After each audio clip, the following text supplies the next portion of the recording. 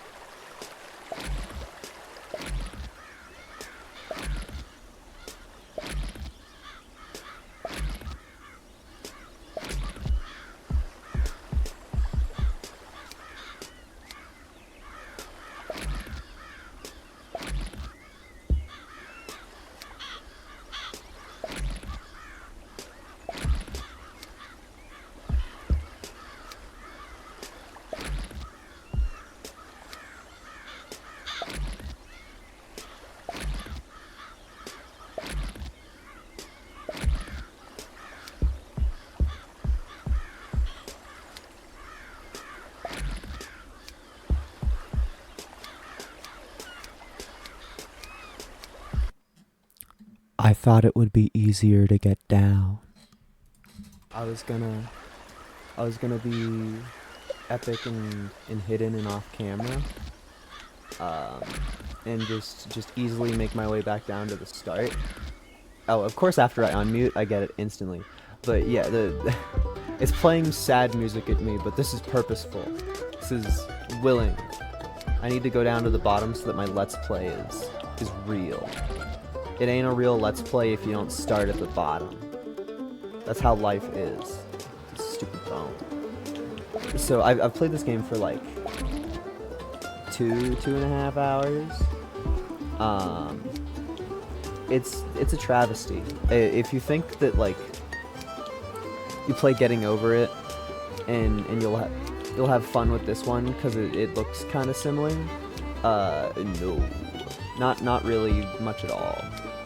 It's so much harder and so much less fun, at least in ways that I feel about it. I might freaking turn off my effect. I don't usually play this game with sound. It really is playing the sad music all the way back here. So yeah, this is the start. There's some shit here that I think affects the way that the mountain is. But that's fine. That doesn't matter. I've made it about halfway. That means nothing, because the second half is the hard part. I know that around... Yeah, we're turning that off. I'm sorry.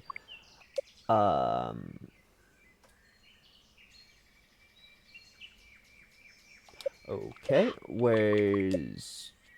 The menus are definitely a thing in this that sucks. Wardrobe. Okay. Boost effect. Can you just be nothing? Can we make you nothing? Is there no... There's no nothing? There's no nothing option.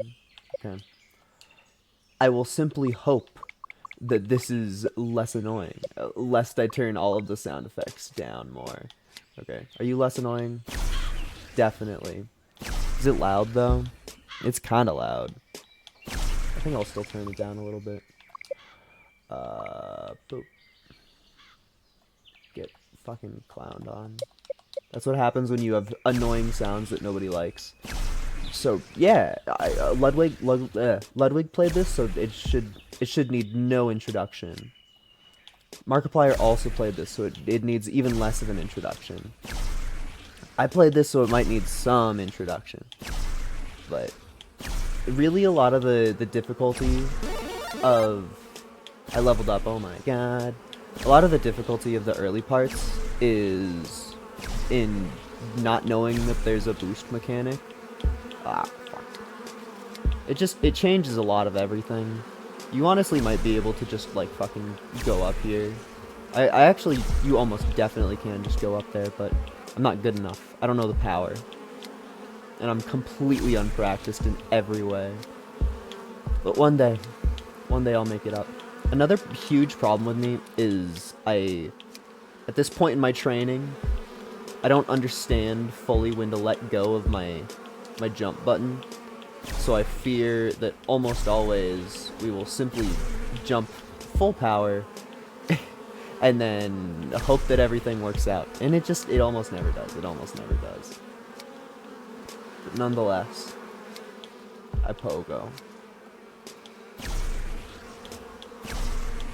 I hope that I like get back to where I was, but also I know that higher up there are things that send you all the way back to the start essentially.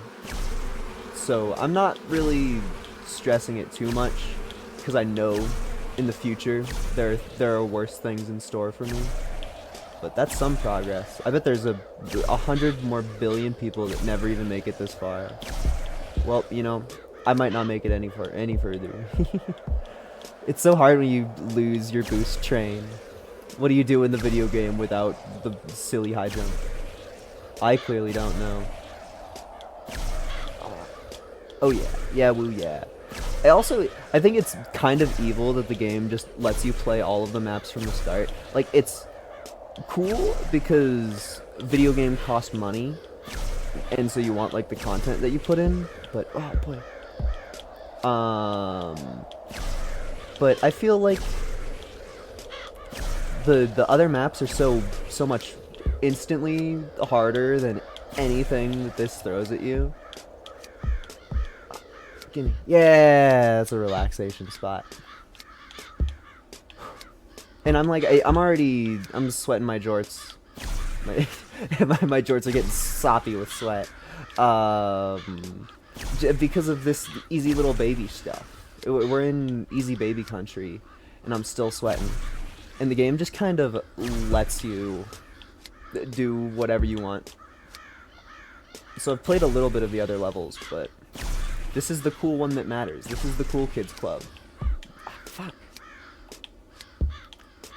This is important tech. I really need to, like, know how to get up here. It's important to basically the whole ass video game. And yet here I am, floundering. That's what the video game's about. That's what it's all about, baby. At least I'm able to make my character look kind of funny. Oh my gosh. Please. Oh yeah. Yeah, woo yeah. It feels so powerful to get to the stressful parts in the game. Oh yeah. I'm messing shit up. I was joking when I said I was messing stuff up earlier, but when I gasped, that was actually something messing up. Ooh. This part's just scary. I am surprised that I bumped so often there. But nonetheless, we continue. I will say, one of the only similar parts to getting over it that I like, I'll concede upon is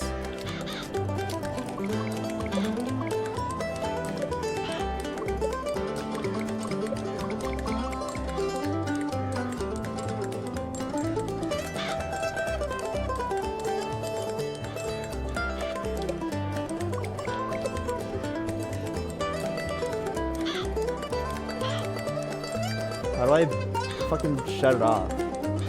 It's just like annoying. It's not good music. It's not background music. It's not music that I want to have on. You get quieter. Ugh. As I was trying to say, one of the only parts of this game that I will concede is similar to getting over it is that it's really important to keep your calm whenever you get stressed.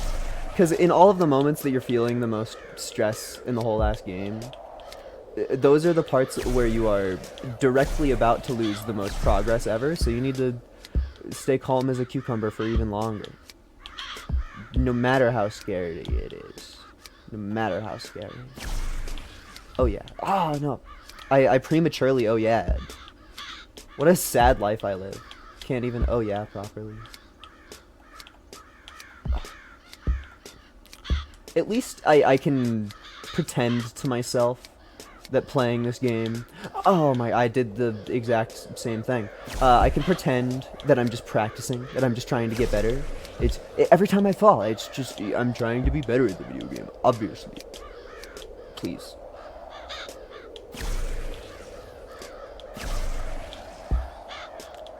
I think the part of this that's annoying me is that right after that tree segment right after that tree segment is like the biggest relaxation spot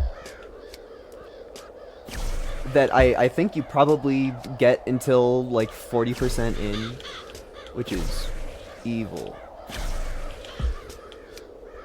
I wonder why it's saying that I'm only 20%. Is it just because, like, in this sitting, because I started a little bit lower than I've ever gotten before? I guess that simply must be it. Oh, well, what was I even thinking there? I'm fine with that bump. I don't know what I'm thinking there. It's just, it's so hard to have my fucking wits about me. The pogo is such a control scheme. And it also makes commentary hard. Wait, when I'm trying to, like, plan shit. Ugh. This part just feels like it's designed to not let you do the funny backflip. It literally feels designed to not let you do the funny backflip. Ugh. Fuck me. Bitch. Oh, I should have just not touched my controller at all. God's most evilest critter is myself because I can't beat the funny pogo game. Please, this might be it. If I was better, I'm the worst. Never getting up this damn hill. I feel like so much of it must be just having, like, the perfect angles in your mind. You gotta be better at math class, which I was good at math. Please, that sucks. Oh yeah, yeah woo yeah.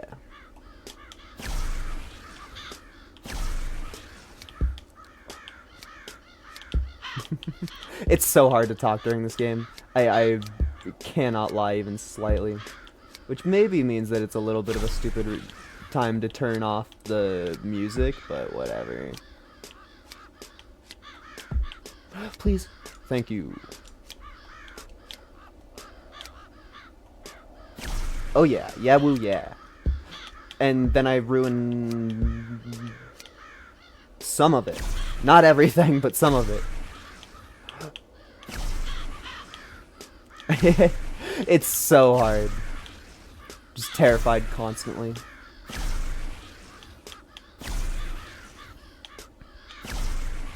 I feel like also a lot of the difficulty is that when you're doing the boost stuff, oh, that's smarts. When you're doing the boost stuff, the timing on your pogo stick, your brogo stick, is slightly different than when you're just like doing a regular ass hop. So it can fuck you up. I feel like this is not. Oh, I fixed it. Hell yeah. I'm so glad that I like studied off camera for even a millisecond. Oh, I turned too early. I turned too early. And then I didn't turn at all. It's the stupid, silly Billy fate that I own. My stupid, cursed fate. Haha, that person just rage quit. I love...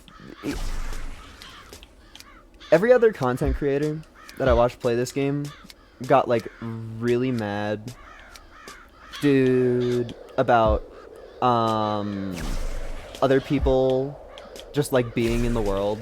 Especially Ludwig, but he might have, like, a thing about that. But I think it's really funny just seeing other people go along. I feel like sometimes, while I've been playing, people are like, oh, it is my sworn duty to show people how to play this silly little baby game. And it's like, sure, man. I'm not gonna listen to you. This is my puzzle to solve. This is my goal to figure out. But some people will literally just like hover around you and do the part that you're stuck on over and over again being like, I'm showing you how to do it, I'm showing you how to do it. And I feel like it just translates as I don't, it doesn't feel like bullying, but it really feels like they're missing a lot of the point. It feels like they're just like, hey, hey, I can do this and you can't. Which is a funny thing to say while I'm falling a little bit.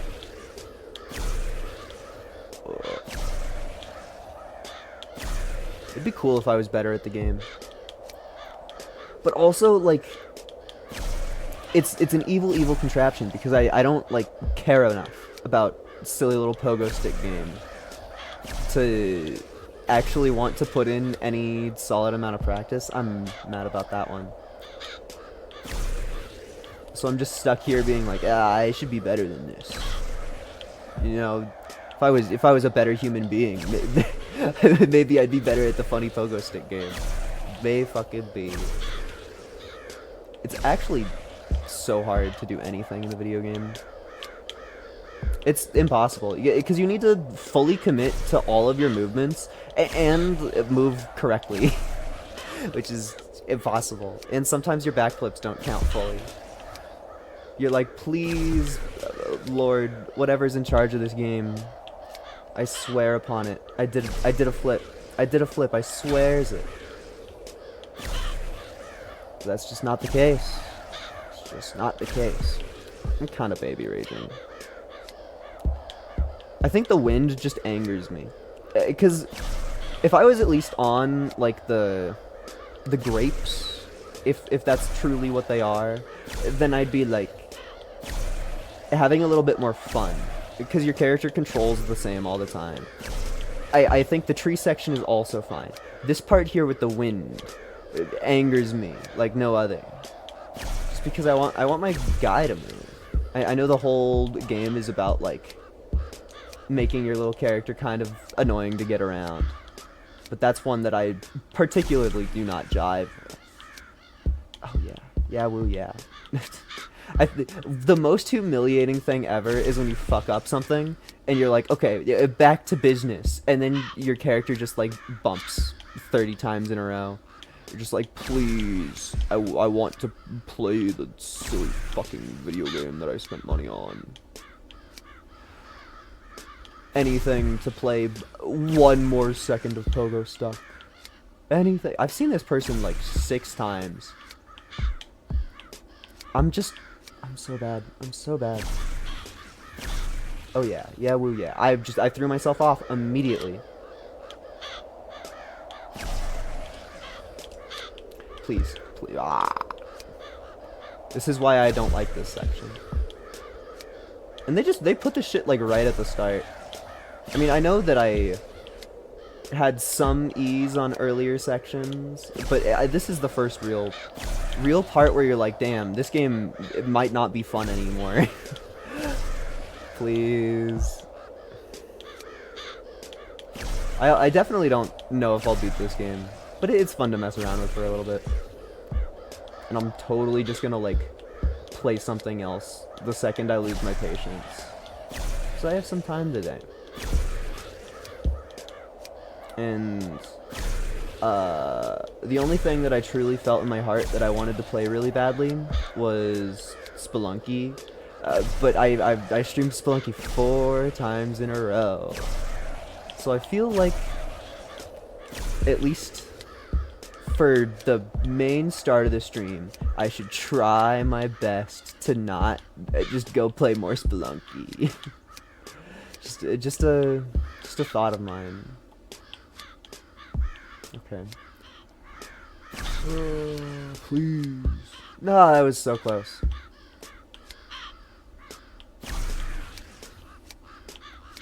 Oh yeah. I almost messed it up immediately after saying oh yeah. Which, granted, would have been pretty funny.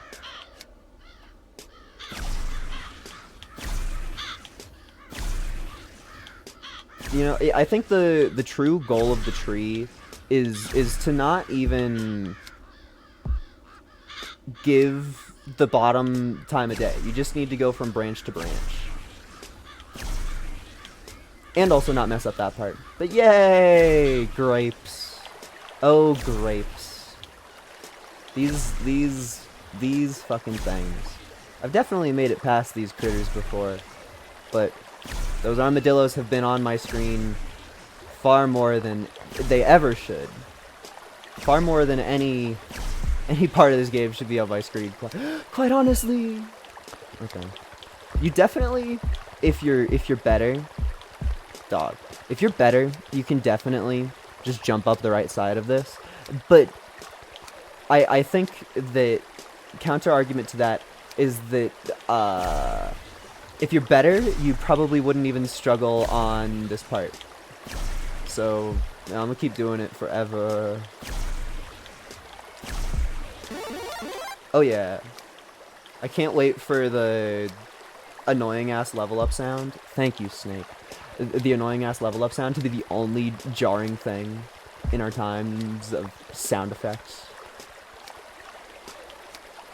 We will have quiet ass music and then blam blam blam. I don't think that I'm doing anything here. This will take a real perfect one. Ooh. I am so full of shock and whimsy. No, there I go. At least I know that I'm better than a lot of people. That's the only, like, thing that keeps you going in this game, is that you see the scoreboards constantly and you're like, oh, I put up with more of this bullshit than anybody else. I don't remember what number I started as, but because I bought this game like 5 years after anybody cared about it, even just like clearing the first areas, your number goes up crazy. Just because it's like all of the people who are like, oh hee hee, I'll buy this game to play it with my friends as a joke for a little bit. They stop playing at like the win part. Or even earlier. So, it's... Oh my god. It's pretty funny to me. Just seeing the numbers fucking dwindle. Okay. Please. I have fucked up. Oh, but we go anyway. Okay. On stream PB. On stream PB. Ah! And it's playing sad music. I lost like 5% of progress, and it's like, ooh, boo-hoo. You're so bad at the video game. Like, what? Nah, bro. I literally saved myself. This is why I turned the music off, because it doesn't understand what is supposed to be insulting. Like, that right there, that would have been a time to turn on the silly sad you fell music, but it chose to interrupt my, like, victory story with sad tunes. I don't know what I'm doing. Okay, well, clearly I don't know what I'm doing. Clearly I haven't played enough Pool to even decide to think about this game. My brain doesn't understand the angles, and I definitely don't understand the timing. But, just like Caillou, each day I grow some more. Did I really just mess up there? Not in a way that I... Yes, I did mess up there. Yes, I did mess up there. That's probably the angriest I've been on stream in recorded history. Baby raging, real. I think Spelunky makes me a lot more angry about existence than this game. Because this game, it's silly, goofy, and it's bullshit, so I don't care about it. If I fall, I'm just like, okay, I'll just not touch you until I feel like messing around again. But Spelunky is... It's all a huge, massive ass... I'm so fucked. Oh. I told you, the grapes, they're at least fun. The grapes are at least fun and engaging. It's so much more enjoyable than the wind. Genuinely. I know that the wind stays consistently, so it's... a lot better in that one area than it can be in video games as a whole. But it still peeves me out. Sorry guys, I'm washed. Right. Give it. I definitely think that I messed up there. Just don't mess up all the way. You can always save it.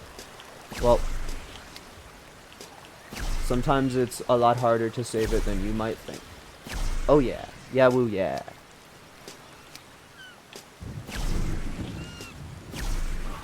I feel like there's a massive skill in this game to just learning when to not touch your controller at all.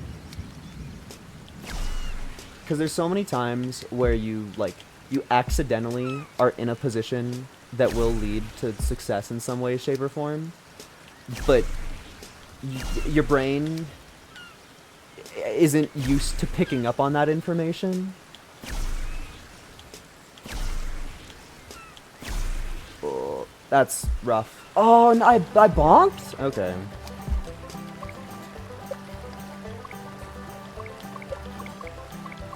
If it's just gonna play every time that I fall, I'd be like, screw it. I don't care. If all it's gonna do is annoy me and not ever be funny once, then be gone. This game is supposed to be silly. I didn't care about that fall. I lost like 6 grapes worth of progress. You know, big truckers like me eat 6 grapes for breakfast. Oh yeah. I kind of somewhat did what the cool guy in front of me did. Oh, that's fine. That's not fine. That's less fine.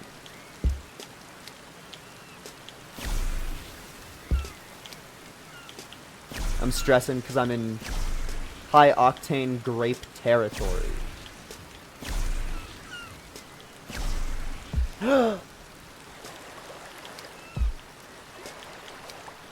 I'm falling all the way. That's fine. We persist, even if it looks like a switch. Rah. Oh boy. Oh boy. I just like made it out of that. I'm not gonna try to say that I'm cool or anything, but I made it out of that. Jorts. Hell yeah. Shout out Jorts. Thank you for showing up while I'm playing absolute garbage. I was worried that not a single person in the year would care. Not a single person in the universe would care about a silly streamer rage bait game from... I don't know, what year is this from? 2016? It's probably older than 2016. But boy is it not much. Doesn't feel like it's from any further in the future than 2016. I'll tell you that.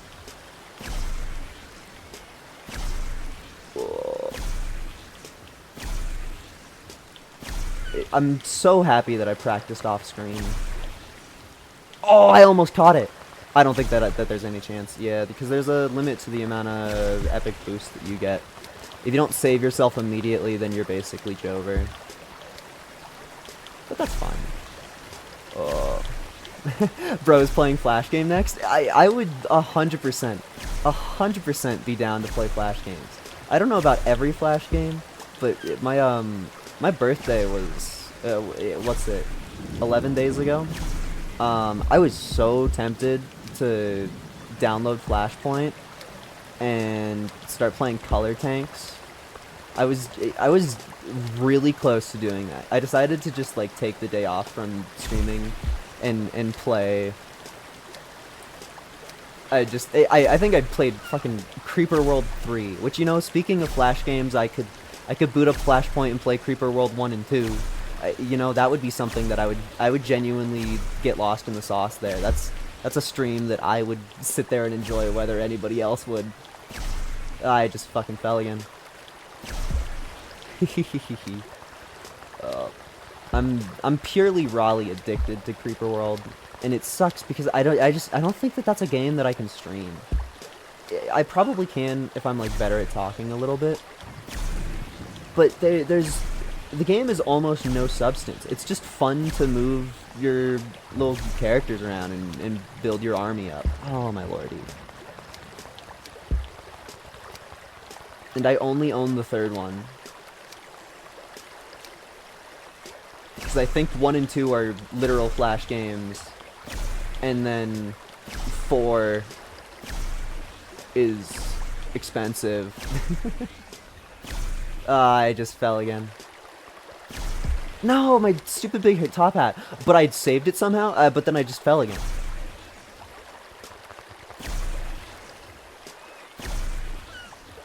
Sometimes you gotta go down to go up. I'm so stressed. I just fell again. Okay, fine. I did a cool thing for 1 instant, for 1 second. There was a hint of a cool thing there, and I made nothing of it. I bet a problem that would come along with Flash games, though, is I feel like my knowledge wouldn't be too good, because I just, when I was a kid, I played like the same, I don't know, 20 Flash games in a row, just over and over again, no matter how hip or unhip they were. I played so much BTD. Trying to think of more examples of the browser games. Oh, I remember I played Dad and Me when I was far too young for it. It's just like a Newgrounds game where you're a little kid who goes on a murdering rampage, and I was simply far too young for it. I was no older than 8, genuinely. And I was like, whoa, this game is so cool, the art's so epic, and I liked it just simply because it was a pretty well-made craft. And then later on, everybody was like, oh my gosh, this Castle Crashers game is so cool and newfangled. And I was like, guys, this weapon in Castle Crashers, it's from Dad and Me. And everybody was just like, what the fuck is Dad and Me? Shut up. and I think about that a lot. Just at times where you get the deep cuts so deep that nobody even, you know, if I was hanging out with Tom Fulp, he would have been like, "Wow, you got it," you know. But I had to be hanging out with like friends my age. Oh. Which is crazy because like I feel like the only difference between Castle Crashers and Dad and Me is just like the premise, and like you're not even portrayed as a good guy really especially in Dad and Me, but I don't think you're portrayed as a good guy in either of them.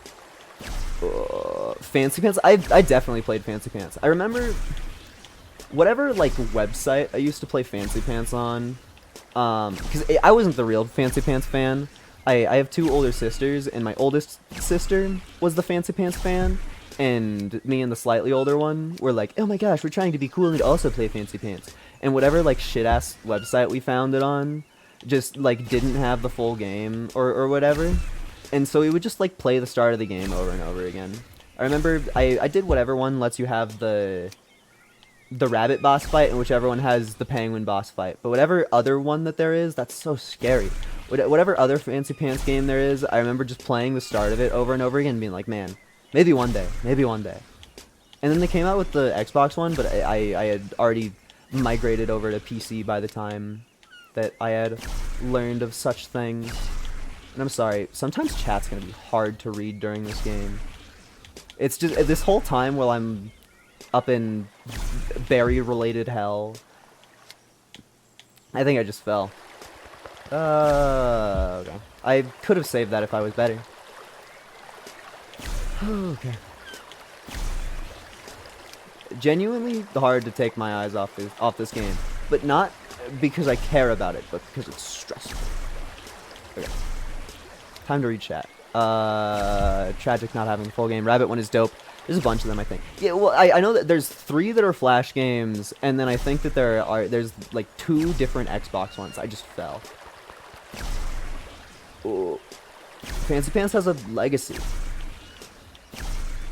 Trying to think of other Flash games. I know the only like Bwam, bwam, bwam. The only, like, variety that I ever gave myself in Flash games was tower defense games, but I didn't like most of them. I liked BTD. I don't think that I get up. Oh, I especially don't get up from that. I like BTD a lot, and I played a bunch of different Flash games, but I think that I was so, like, stuck in the formula of get currency, buy tower, attack road where enemies go down. So whenever there were any that didn't go down that very formulaic pattern, like there was the bubble tanks tower defense, where like part of the difficulty is making a path that the enemies are forced to go down with your own units. I touched that for like a day, and I was like, this shit fucking sucks. I'm never playing this ever.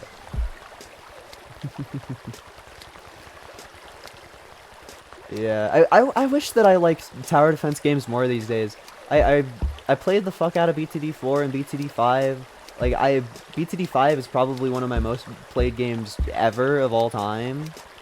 And I didn't get into BTD6 in the same way.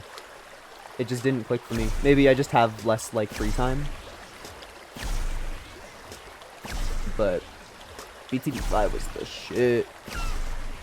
I remember being so hyped that they added co-op, because despite the fact that I stream all of my games very much solo, and I'm like, nobody fucking talk to me, nobody fucking play with me. I really like playing games with my actual real life friends, and that's something that I'm extremely fond of. And so when BTD5 added co-op, I was like, everybody, you need to play with me now! And everybody was like, we moved away from BTD5 like 6 months ago. It's so scary. And so then I just had to play with randos, and that's always such an experience. Please. The amount of times that I fall down that exact same hole. I mean, I guess there's only so many holes to fall down.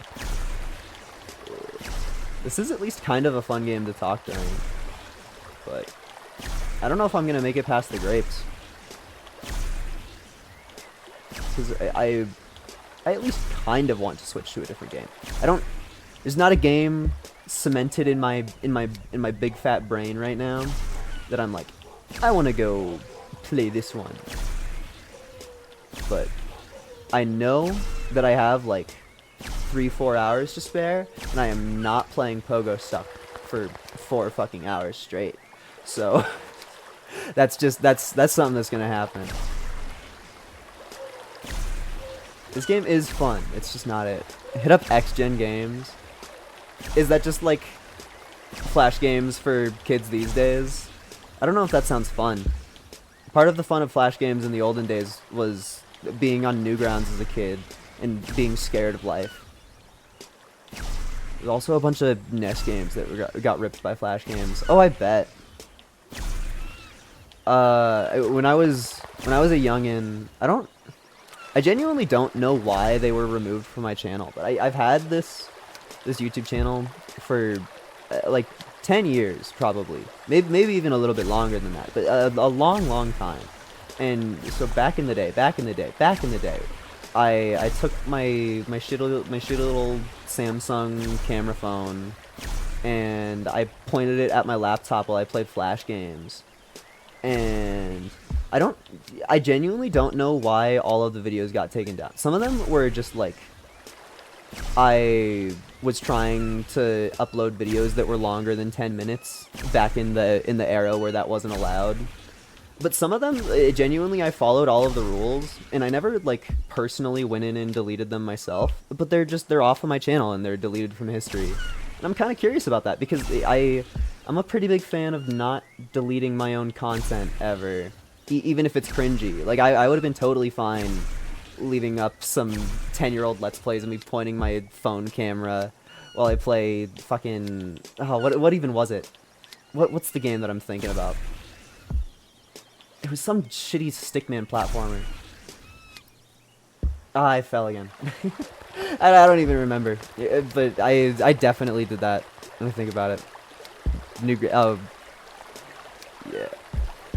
I think I played a lot of Congregate and Newgrounds mostly. I definitely was introduced to Miniclip. That's where I found all my fun. I remember being a little fucking shit ass because in elementary school we had like computer lab. I don't know if that's still like a thing, and it's almost definitely not the same vibes that it was when I was a kid.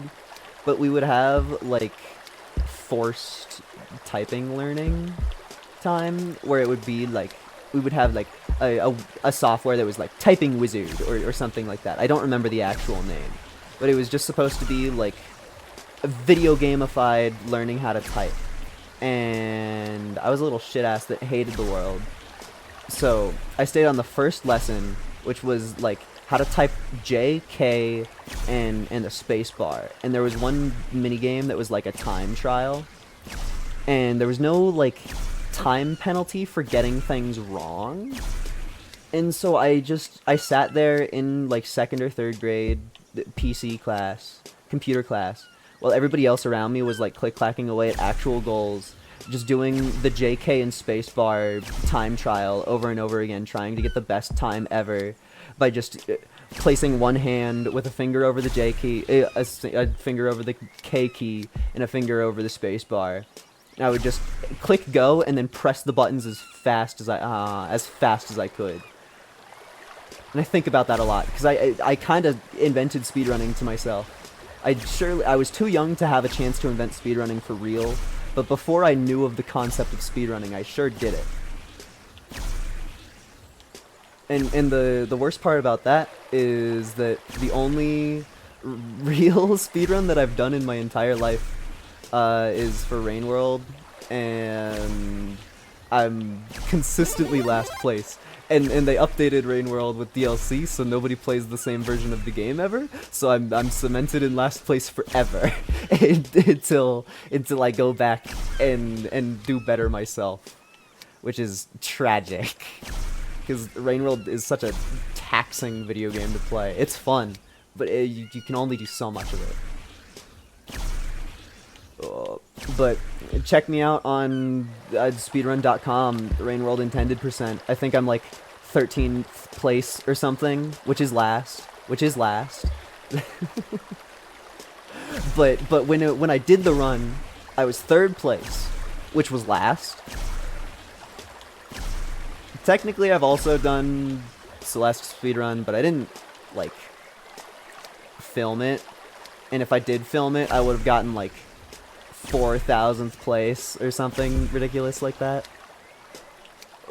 Couldn't figure out the movement. That's you and me both. I literally practiced the speedrun, and I'm not confident in the movement. It's the main thing is you want to figure out like the few demands for survival, which is like standing up and laying down at appropriate times. And then there's some speedrun tricks that just, like, help along the rest of the way. Like, counterintuitively, if you throw something while you're jumping, you'll go forward extra, which is bullshit and stupid. And I'm fairly certain that chat back in the day of like, fucking 2021 told me what to do there. Used to run SM64... I topped out at 400. Yeah, speedruns are fucking hard. I feel like most of my admirations and want for speedrunning these days is just like, I want to complete really hard runs.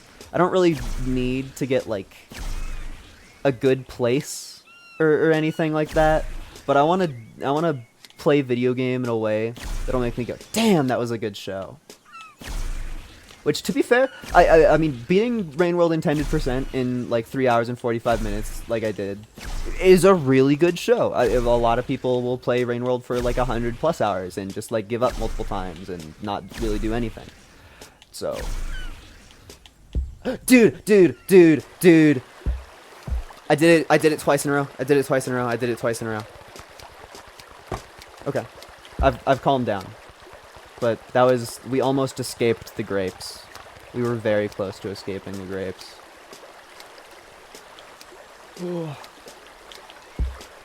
If Hollow Knight wasn't, like, the most popular game of all time, I could probably do a decent speedrun of it. I know a couple speedrun tricks. I've played so much of that game. It's so short. Fuck.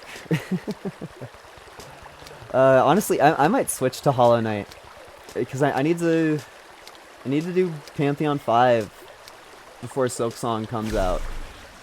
Because if I become the owner of Silksong, I feel like the chances of me actually sitting there and doing Pantheon 5 are gonna go down the drain. Oh, I went so far.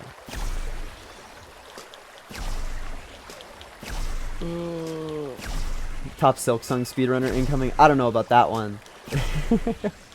It's just like, I don't know. I think that I care about too many different games, and a lot of the games that I care about are, dude, I really messed up there. A lot of the games that I care about are very RNG based, which would thusly mean that they would be no fun to speedrun at all. I would actually just, like, I feel like I would have no fun speedrunning Isaac or Spelunky. Technically, I've tried my hand at speedrunning Getting Over It, but that's an even sadder show than Celeste as far as I'm concerned. I got, my best time is like 15 minutes or something like that, which is good. There's a lot of people who play Getting Over It who don't beat it, but as far as my own standards, I'm disappointed. Ugh. Bullet hell speedrun seems tough. Yeah, I even getting the bullet hell. I think my toxic trait in Gungeon is I think that I can beat up the rat and punch out every single time, because I played like most of. Did I just throw myself off again? I did not. I played most of Mike Tyson's Punch Out and Super Punch Out, and so I'm like, obviously I can fight the rat. Obviously I can beat the rat no matter what. Guess who's never gotten more than 2 keys from the rat? Fucking this guy.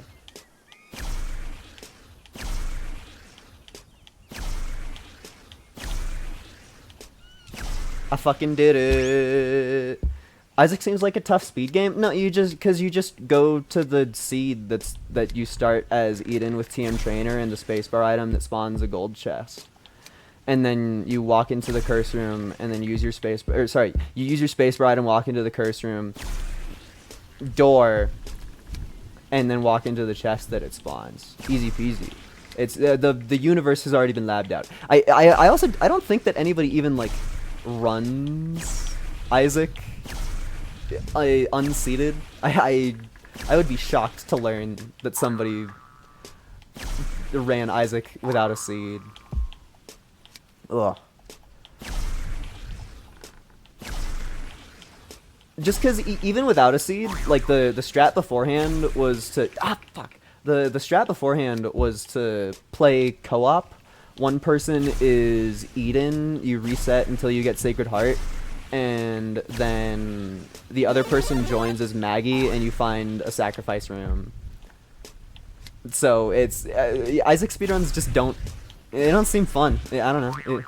For somebody who plays Isaac because it's fun and like challenging, that just seems like reset hell. Please. Please.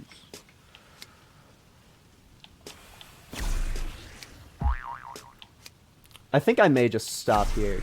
I mean, this is about as good as I've ever gotten. I've made it to the top of this area once or twice.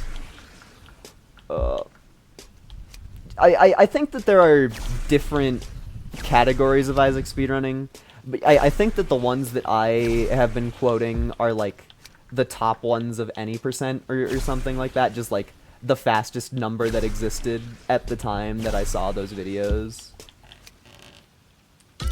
But yeah, I'm not really an avid viewer of speedrun.com. Okay, I've decided that I don't care about this game anymore. We're gonna go play the Hollow Knight, which is something that I also don't care about, but I'll care about it a little bit more. I'll care about it a little bit more. Edit stream info. Hollow Knight.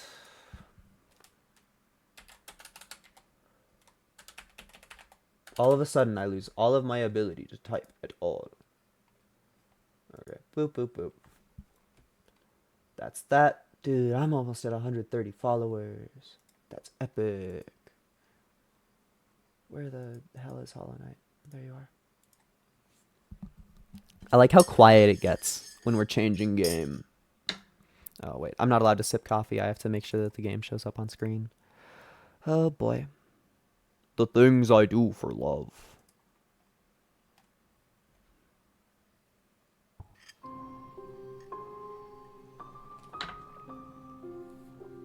Alright, everybody look at my save file in Quiver. Blah, blah, blah, blah, blah, blah, blah, blah, blah.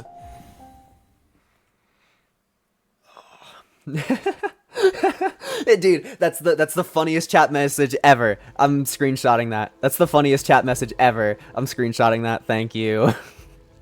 That's going in the vault. Where the hell's my vault? Oh, I can't see the vault because streamer mode makes the names not show up. Where's my vault? There you are. That was good. That was good. That was good. Alright. Now that I'm the one showing off again, we need to go practice Absrad because I'm bad. What the hell? You can't see it, but my computer just did some fucking bullshit. Also, I remember last time that I streamed Hollow Knight, I was like, ooh, I'm gonna try to get all of the little caramel candies to open this door up so that I can make Absrad easier. But that's a joke. It's a lie. You get the last blue before the pure vessel fight, so I would have to perfect the pure vessel fight for the lifeblood in this to mean anything at all to me in the Absrad fight. So it's just, I don't know about that one. I don't know about that one. I think what I do want to do instead, though, is there's a room in here that I think that I've gained access to that I actually don't go into ever. No, you need to... I thought that I had acquired access to this mythical room, but no, not good enough yet. Not good enough. Alright, you son of bitch. Actually, you're probably more akin to the mother of all bitches. Come at me, you piece of jorts. I'll cream on you. That's a terrible thing to say to somebody. That's maybe the worst threat that I've come up with in my life. I think another terrible part about grinding this boss fight is how long it takes to start. Sometimes you die before... you die faster than, like, the boss even starts. Which just feels bad. Okay, well, that's close to what I was talking about, dying before the boss starts. But the thing is, we have to beat Absrad at the end of P5, so doing it on this second difficulty in practice is essentially necessary, because I need to be able to beat Absrad under the stress of being at the end of P5. Which is essentially similar to the stress of being in this world, but you can see where I am. You can see where I am in my practice. I'm pretty sure that one mark of beating attuned Absrad once is, like, the one time I've ever done it. I did it once and I was like, I'm good enough. Which, not the case. Not the case. I have so many hours in this game and I'm still so doo-doo balls. Maybe one day, man. Thank you for 10-year-long title card. Boop, boop, boop. Oh, yeah. Oh, what? That carries? It counts, because in the real universe, we might have that carried over from the pure vessel fight. So I don't have to take that off to feel okay.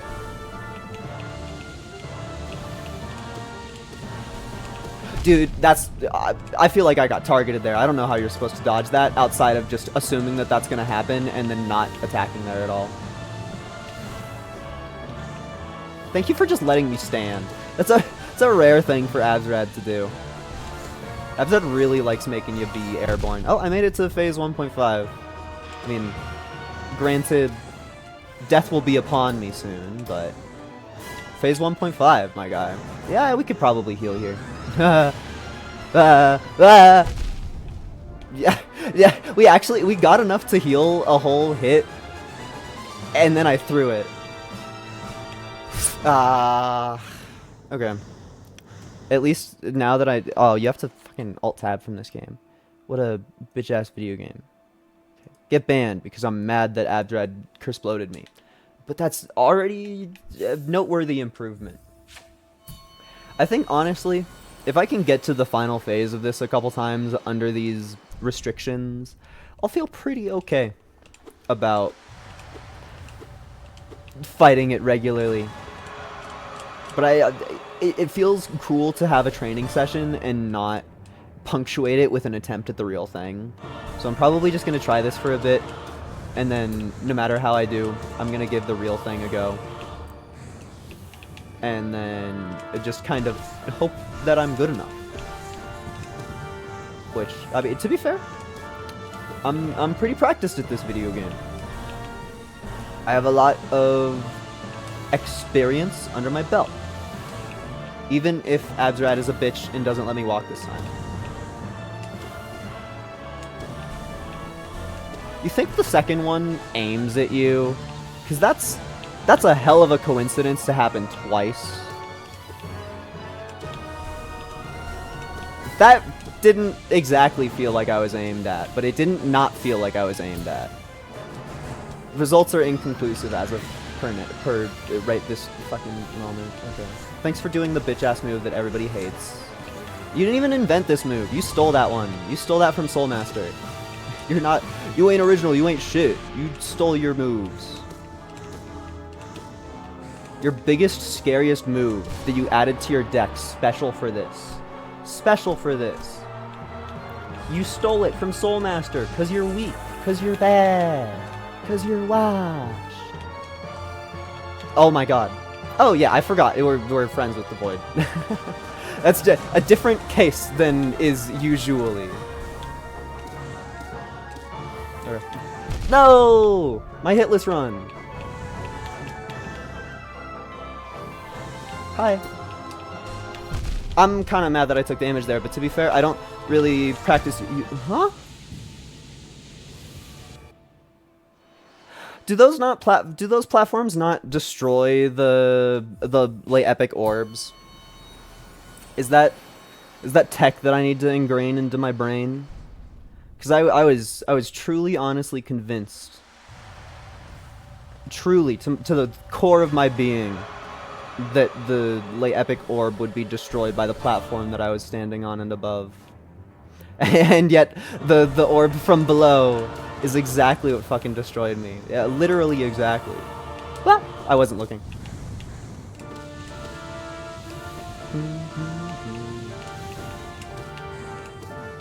I could have stood. I need to use my eyes better during these attacks. It's hard to see every opening. That one felt like that was aiming at me. That one felt like that was aiming at me. If I'm to be so... that one just felt like I was bad. That one felt like I was really bad.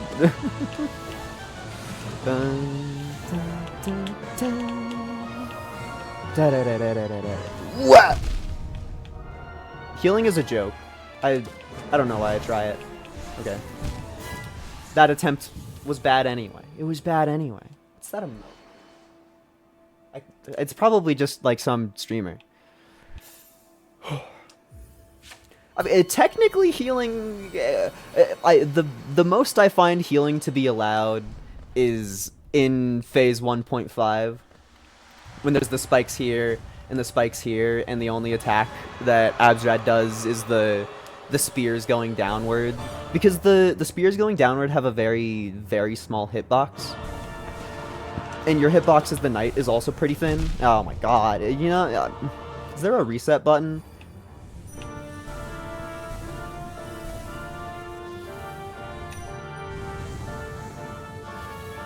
I think that's a reset button, depending on where my thing is. Yeah, it is. I remembered it. The obscure tech. The obscure tech. Nobody knows that one, but it's real.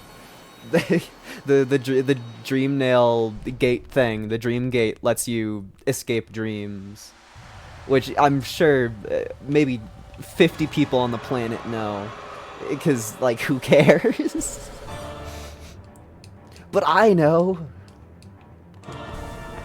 I'm God's #1 Hollow Knight fan. I have to know. Do I wanna know? I blame me taking damage there on me messing up the Arctic Monkeys song. In my brain, that's the only reason that I would have made that mistake there. That 100% felt like it was aiming at me.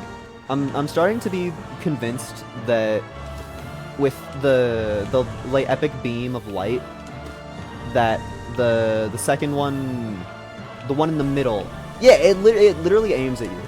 It literally aims at you. I can't tell if there's a pattern for the first one of the bunch, but that so aims at you, like 100%. Like you can't convince me otherwise. Bitch. Oh, I'm bad. Oh, I'm good.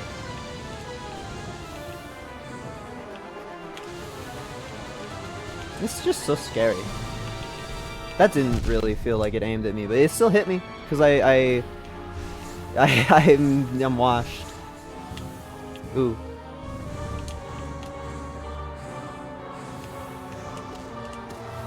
Alright. Phase 1.5. I will attempt a heal. They do what? 4 per? I got greedy! Okay. It's completely Jover.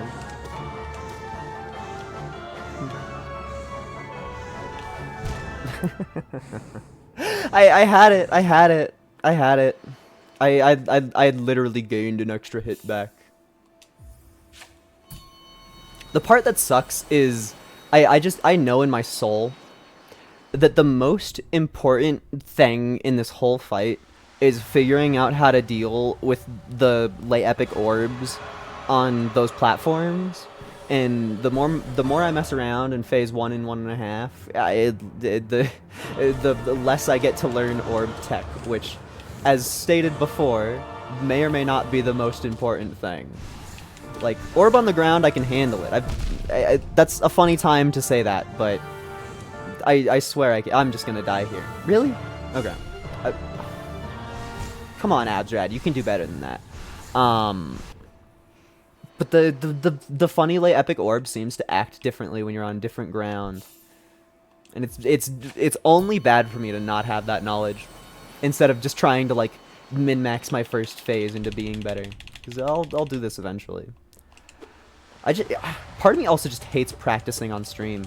I don't think that I'm like flubbing because I'm on stream. I feel like I'm playing pretty much like I would regularly. It's just I feel a desire to progress, and that's not a thing. I'm mad that that hit me. Not a thing in this universe. That one didn't feel like it aimed at me. Maybe there's a limit to it. Or maybe I'm just psyching myself out more than anybody's ever psyched before. Okay. I don't know why I thought that would be okay, but my beloved Bardoon, that's not even his name. What's his name? Brum. Saved me from everything. Brum, my hero. Whoa, dude, that was just mean. I completely ended my own run there. That was 100% my own fault. I got hit twice because there were scary things, and then I jumped when the answer was not jump. Guys, if I had Dash Master there, I could have dashed down. I should have equipped Dash Master. So much of me is thinking. I like how there's invisible walls to block you in here before the fight actually starts. So much of me is thinking about just trying the real thing and then going and playing Spelunky. I'm such an addict. I'm filthy.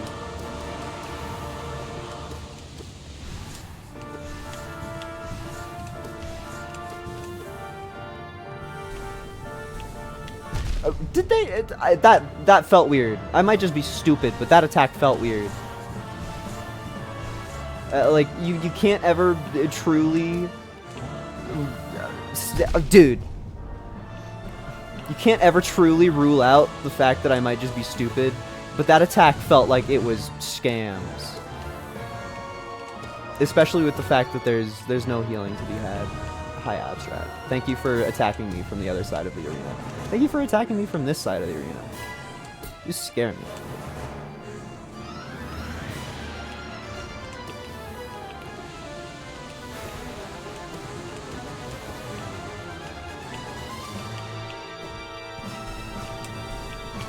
I don't understand the way that attack works. I don't understand it, and that's destroying me.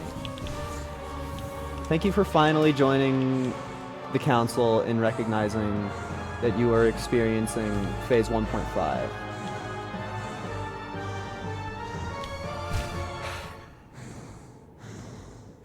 Okay, banned. Not you're not allowed to heal during that part when we're playing Ascended. It's not worth the risk. I feel like in a world where you take 2 damage, that's a thing. In a world where we take 4 damage, I'm making a fool of myself. That's all I feel.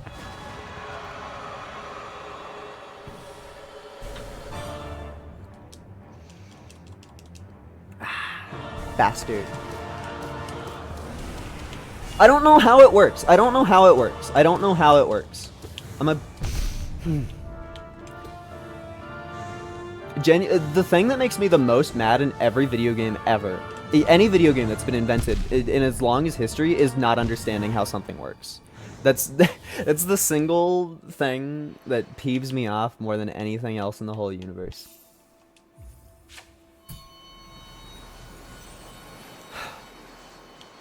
It's just because I want to take damage from the attack and go, oh, that makes sense. I will not take damage next time. And what happens is I go, oh, that fucked me up. And then I get hit again. And then I go, oh, that fucked me up. And then I get hit again. It's infuriating. It feels like there's nothing I can do. I could just stare at it sadly.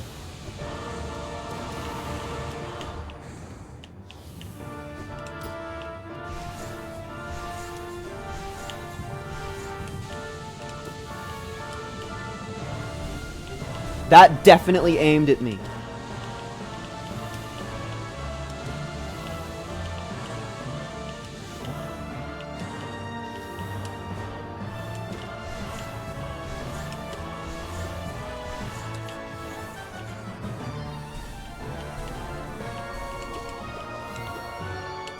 Bitch.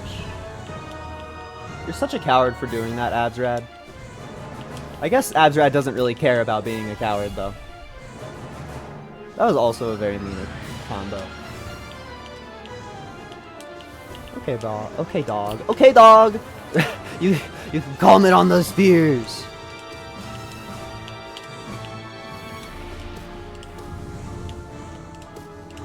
I mean, I guess the lasers were mainly what was hitting me anyway. But it's so scary! How are you meant to do that one? That attack felt purely and rawly... Did you see the ground stuff? She tried to do a phase 1 attack, and it got interrupted by the fact that phase 1.5 exists. That's funny.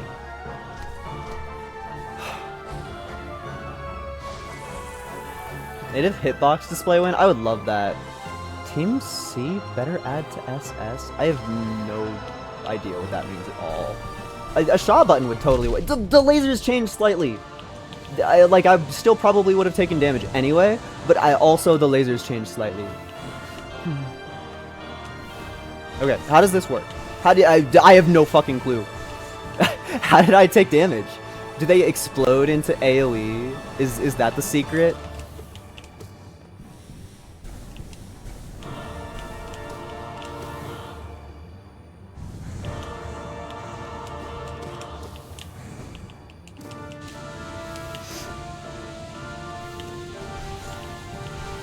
I have no idea how the orb hit me from the bottom. Like I'm trying to science it in my brain, and I'm coming up nothing. It's all coming up Millhouse, which it means it's coming up nothing. Please.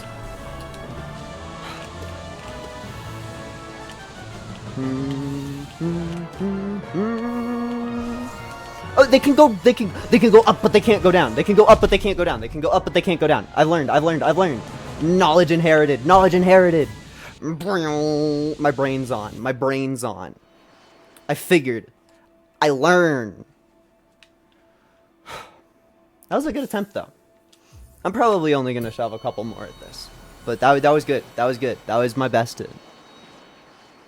They can go up, but they can't go down.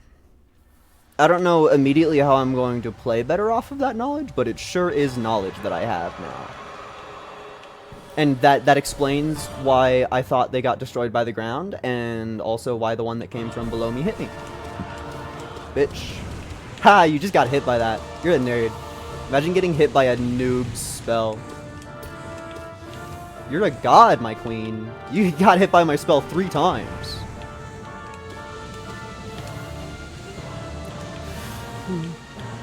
I have no fucking clue what was happening there.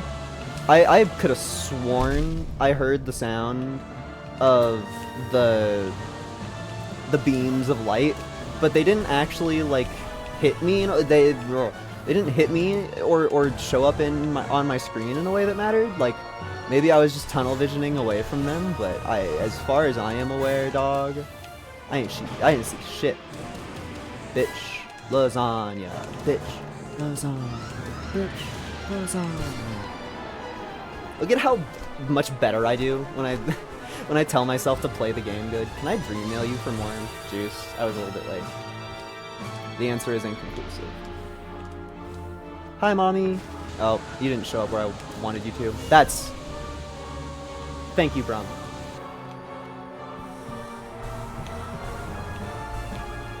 Ba, ba, ba, ba, ba. Ah.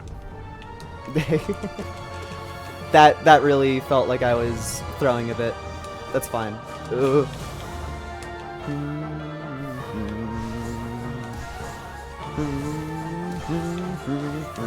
Ah, Absrad disappearing killed me there. Straight up. The teleport, fuck you. Oh. Feels good though. I'm calling it. This is my second to last one. Before I just run the Pantheon of Holonest. This game's fun, but like I want to do other inputs with my controller. Which is probably the hardest part about speedrunning or being good at any video game. Is just the struggle of wanting to do more. Because this is pretty hard, but on top of that, it's a little bit repetitive. At least because I've been a fan of this game for years and years and years. It's like, I know what Radiance looks like. I've heard the spooky, scary music a lot. To an extent, I'm over it. Not like the game is still cool. I like it. I'm playing it, but I'm not sitting here creaming my jorts or anything akin to that. I'm so mad that I took damage there, man. Dude, I'm fucking washed. Okay, last attempt. Maybe one day. At least this is like we're practicing on hard mode. I'm gonna be never mind. I shouldn't try to make a Naruto reference if I don't know the characters' names. People are gonna get mad at me.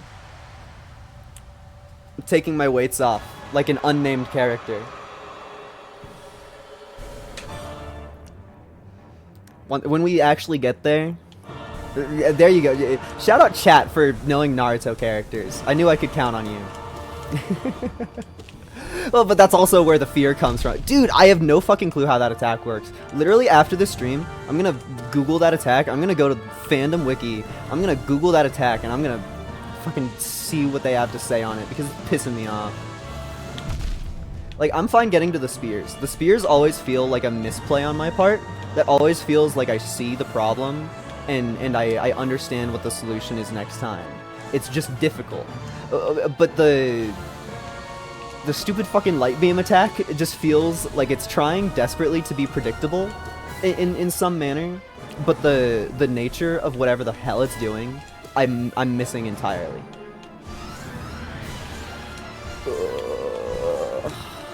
That moment right there really felt like, please don't hurt me. Okay, that's it. Versus Gara. I think that in the raw material it's a long A, but if we're speaking English, which we are, then long sounds and short sounds don't really matter. So I don't think that it counts for the English spelling, but if you're spelling it like how it sounds, then it would be 2 A's. I did read all of Naruto, but my problem with reading is I just fucking chow down. I chow down on all the book until it's over, from start to finish, in all of my free time. So it's hard to remember distinct parts of the story. Like, I remember a lot of the cool moments and things that were like, whoa. But I could not tell you the order of events or which events are important in it at all. But I sure did read Naruto. I sure did. And I made sure to skip the anime because from what I've heard, the anime is a whole lot of flashback scenes, which I am fine not dealing with. Oh my god, it's an enemy that's not Absrad. Holy shit. Guys, my jorts are getting heavy with cream. Guys, my jorts.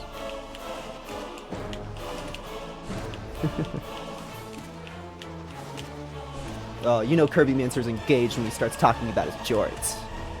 Yeah, that's right. I'm engaged to my jorts. Wait, I already killed one of them that fast? Dude, talk about the weights coming off. I'm so used to Absrad where I pummel them. They just screamed and nothing happened. Imagine being like, come children, help me! And nobody shows up. But nobody came. I do not have my Nightbot set up enough for that. I think we have exclamation mark bods and like exclamation mark YouTube or something akin to that. How did I beat one of them up so much more badly than the other one? Usually they die at like the same time. Cool. I do talk about jorts a lot. I feel like that's a recent thing though. The jorts are not always. They're just prevalent when I'm streaming because I need to say something, and I think that the word jort is really funny. I pressed the quick cast button instead of my dash button. Ugh. Could be a channel reward. What, like add a jort counter? If I get 10 sub points, I'll add a jort counter to my stream. I don't know about that one, Chief. Well, but I also don't know if that's what you were... I don't think that that's what you were insinuating. That's how my mind read it immediately. I don't really like... The problem with viewer interaction stuff is that when I am a viewer and when I am watching somebody, like, play, I despise when chat members are allowed the front stage, like when there's TTS or something like that. I used to watch Bear Taffy all the time, and I was like, oh, cool, he played Raccoon. I care about that game a little bit. And you know, every like 5 fucking minutes, there was a loud ass sound effect for a sub, and then he said like a quip for every single one of them. And I was just like, okay, man, I came here to watch a video game. So I don't know how I feel about doing that myself, because as somebody who consumes all of this content, like it pisses me off so fucking much. Like I hate it. Like shout out to people giving me money, but it's not about you. There's not a nice way to say it, but I feel like from the standpoint of just like wanting to watch some content on the internet, I feel like I almost never care about the random chatter that spent money. Which is a stupid thing to say as somebody who wants to turn this into a job, but it's my opinion. Ugh. And a channel reward? So would the channel reward be like, you make me say jorts, or just like a little prompt to just be like, I like jorts. Yeah, I'm doing this option to say that I am a fan of jorts. Shout out to Hornet having the unique music that I'm talking about jorts over. Guys, she's real! I got a copy of Hornet Night early! I feel like for revenue, I would much rather do like a Patreon or membership stuff. Not that enough people watch me for anything like that, but just because I want this to be a prospect in my life, it's a thing that I think about sometimes. So I feel like I would much rather have it be like Patreon thing with actual rewards that I like personally do. That would be like outside of the stream. It would be like watch me play games on my off time, or watch me edit, stuff like that. I feel like I would never do something where it's like you as a chat member who has spent currency are now an important part of what's happening in the stream. I don't know about that. I don't want people to spend money to talk to me. Oh.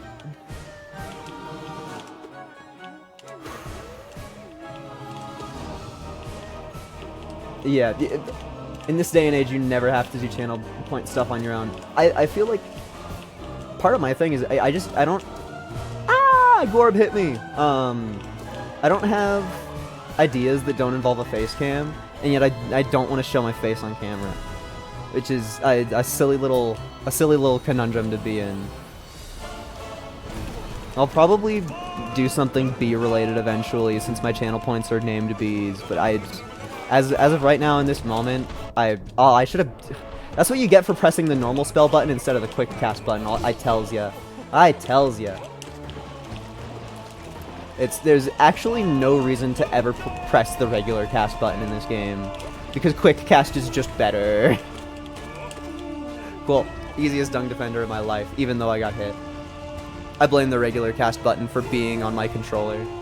I don't even... Can you change your button maps in this game? I don't know. Last time I looked at the button mappings in this game was like 2016. You'd see me press the quick cast button instead of my dash button again. I don't know why that's a trend today. That sure isn't how I usually play the game. It's kind of funny though. Especially... I don't remember the last one, but that one getting blocked by Brum liking me is really funny. Imagine playing this game with the max level Grimchild ever. I actually don't think I could bring myself to do that. What the hell? Oh, he spawned a ghost that died before it became visual. That's what occurred. Oh my god, Tiso! Who the hell's this guy? Gal. My bad. We gotta respect our brooding Molix. Thank you, Brum.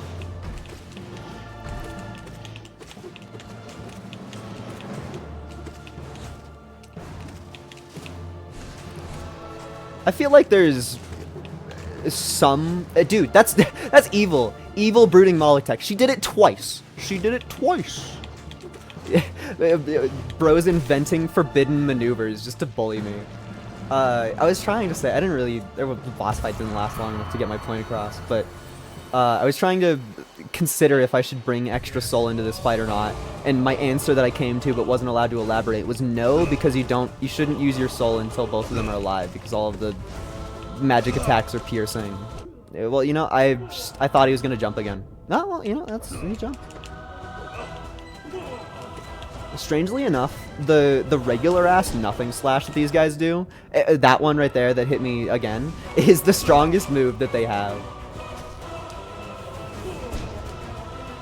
I think I'm fine here. I was not fine here. Come on, do your jumping attack at me. I want to heal. Do your jumping attack. Cool. You make these boss fights look easy. I have 150 hours in this game. I joked saying #1 Hollow Knight fan. I fucking might be.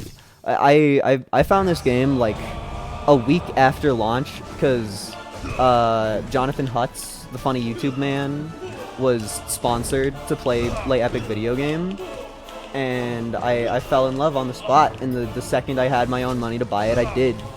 Oh, I'm so scared. I've been obsessed. There's definitely been moments in my life where I've been like, this game sucks, I don't want to play it at all. But I'm such a fan. Ugh. Plus also, like, to get here to this point in the video game, like, you kind of have to be this good. Because Pantheon of the Night, Pantheon 4, is, it's not all of these, but it sure feels like it, and you have to beat that one to even gain the right to do this. And Pantheon 4, I don't know the exact way to describe it fast, but it's essentially all of the hard fights. This one, Pantheon 5, is all of the fights. Pantheon 4 is all of the hard fights. So you have to be, like, good at all of the difficult ones, which includes this one. This is one of the quote-unquote hard ones. To even gain access to this. I believe in Pantheon 4 you have to fight all 3 of the Nail Masters. How did I get out of that? You have to fight all 3 of the Nail Masters in it, and then after fighting, or all 3 of the Nail Master fights, there's technically 4 of them.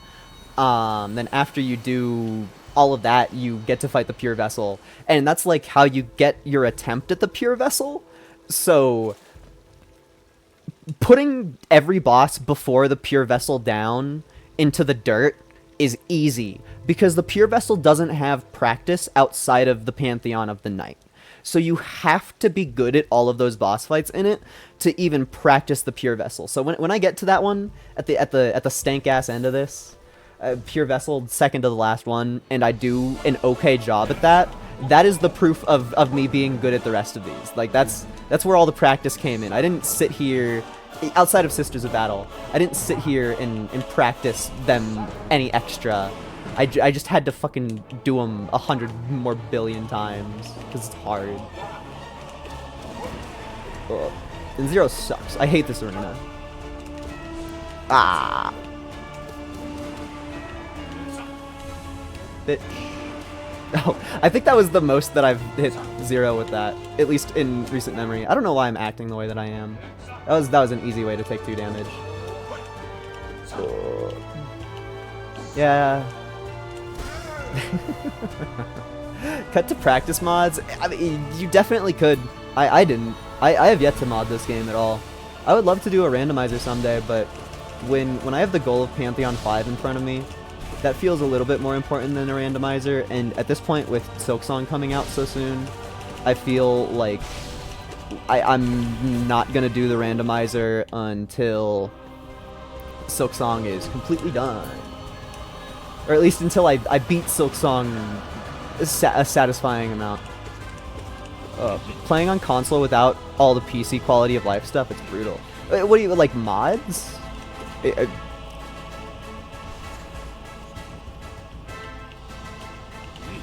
Oh, I got clowned on. I love how, if you have enough abilities, the Soul Tyrant? I forget which one the easy one is called, but the easy one, you can just break free of his clowning by essentially pressing your A button one more time than you would usually do. So you don't have to actually, like, protect yourself against the trick. You just have the abilities to withstand it. Save states? Oh, I've never played this game with save states even slightly. Maybe that's why I was able to do Steel Soul mode so one attempt on stream-y.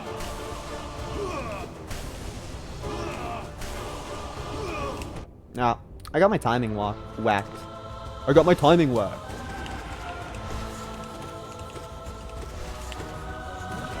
Cool. You say that I'm too good. I really... It's hard to convey the feeling of being the person behind the wheel right now. I'll be real with you. I'll be true with you for a second. The Oblobbles, one of the hardest ones. Genuine. These ones are capable of ass kicking. But most of this universe, most of the game, before we get to like White Defender maybe, there's 3 or 4 struggle bosses in the whole thing, and that was not a struggle boss, but I consider it to be kind of close. Now this is a struggle boss. Oh my god, it's a single Mentis Lord, I'm so scared! Guys, this is the hardest boss in the video game, I'm terrified. Just to warn everybody in advance, this is the only boss in the whole video game that I've bothered to Radiant. Just because it's fun. It's a good-ass fight. So, be prepared.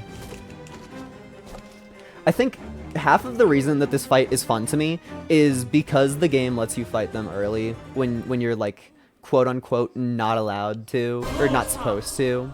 Because you're supposed to lose to these guys and then run away to the city and be like, fine, I'll come back with a nail upgrade. That's what the intended path is. And it's so fucking...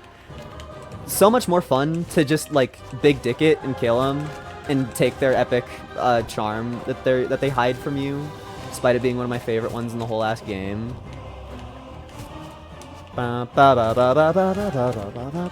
So, essentially what I'm trying to say is, I eat cars like you for breakfast. Guys, my hitless run. I am speed. I barely even used my shade cloak. It's because real gamers don't need it. This is probably the only part of this that I'm like, yeah, okay, I was being kind of impressive there. I'll give you that one, chat.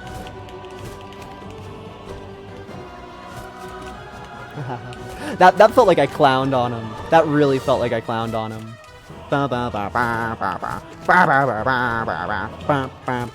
Okay, it's easy all of a sudden. Guys, the boss fight. All of a sudden, you guys seem to have lost some steam. I was just getting warmed up. They still hit me after they were in easy mode, to be fair. But that's also because I stopped caring as much. But yeah, I was just warming up. Yeah, I didn't even use 20% of my power. Okay.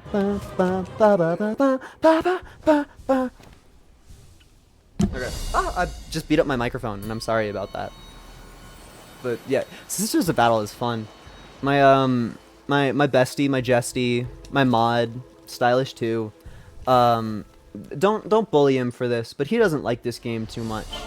And he says that the Sisters of Battle and the Mantis Lords... Well, he didn't get far enough, I think, to fight the Sisters of Battle, but he says that the Mantis Lords are one of his least favorite fights in the whole last game. And I can't understand how a human thinks that way. I've just... From before I played the game, I was a fan of the Mantis Lords, just because they're intimidating. Like, the mood setting is just fun. But also, to be fair, my friend that said that also claimed that the most fun part of the entirety of him playing this game was going into Deep Nest without a lantern. So who knows how trustworthy of a narrator he is? Fluke Marm, am I right, guys? I didn't even. I was mid-sentence when that boss fight started. So it ended before I even acknowledged it. I was too busy finishing the thing that I was saying. I like how immediately solemn the boss fight gets here. It's my dead sibling!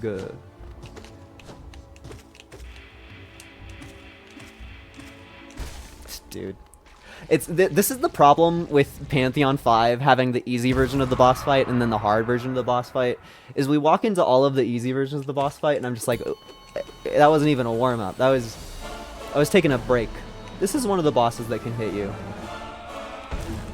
Oh, well, especially if you're playing like I am.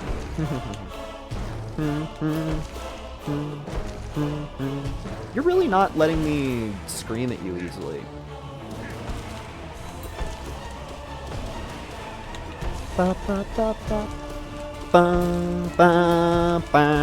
That was maybe my best Galleon fight ever. That might just be the cleanest one that I've ever performed in my whole life. Hi, Shio!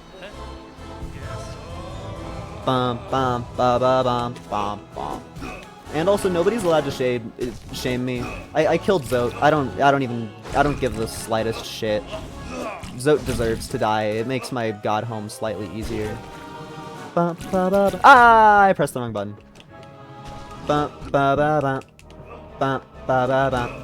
I'm really good at this game. At least the music rocks. That's the coolest part of all of this. I think the best part of this is I felt like I was doing absolutely nothing to Radiance, and then the second I started the actual thing, all two people in chat were like, "Oh my god, he's so good at the game." And I love that, because I was feeling purely like I was terrible. I felt like I was playing some of the worst Hollow Knight. Shout out Shio. Oh, I thought that was it. I genuinely thought the fight was over. I was about to do the funny that I forgot to do for Oro and Mato. Okay, there we go. Ba Finel, yeah.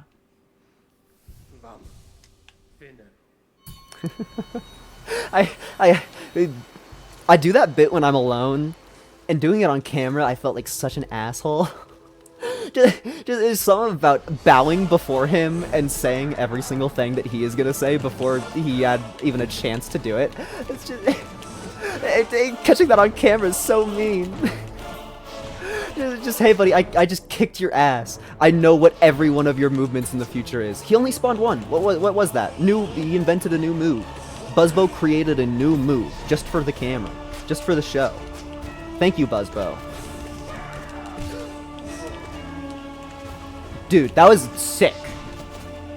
And then I took damage anyway. Buzzbo is pretty easy, but it's also pretty easy to take damage to Buzzbo. That's also not his name, but I watched a YouTube video once where somebody called him Buzzbo, so forever Buzzbo. Hi, Elder Who.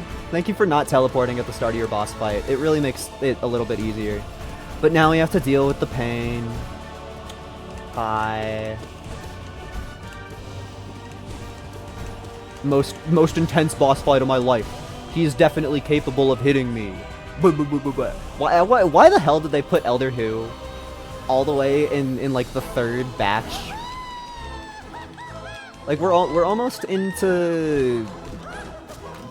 I think batch 4 is probably where it's actually kind of like hard. I have to think a little bit about the boss fights that I'm doing. But currently in what I call batch 3, I'm cruising. They're all capable of hitting you. I truly don't think any of them are capable of killing me. Because none of them do 2 damage until far in. Until like the last 5 or so. Or until like the last 10 maybe. And so thusly I feel a little bit invincible. When you know all of the boss's patterns. That was an enemy that hit me, not the boss. When you know all of the boss's patterns and like when you are allowed to heal, the boss dies next hit, by the way. And when you're allowed to heal, it feels like I'm safe fully. Even if I get hit, I just am confident. Oh my gosh, the beast man. Oh, I wasted my.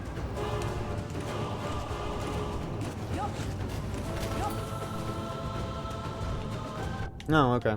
I thought that would work slightly differently. I mean, not like a single hit really is gonna make me cry, but... Yep, this is the boss fight that we signed up for. This is the Beastmaster and... God Tamer and Beast? Something like that. God Tamer and God. Something like that. I mean, the worst part of this is that the name literally showed up on screen, and I purposefully didn't look at it. Okay, we're done. I love... that the tamer just admits defeat. Just like, oh, well, you killed the one thing that makes me anything. I'll take my bow. Oh, look at this. Kind of a real fight. Too bad this one is another sufferer from dealing with the consequences of having a harder one later on. Like, sorry, buddy. You at least qualify as a warm-up, though.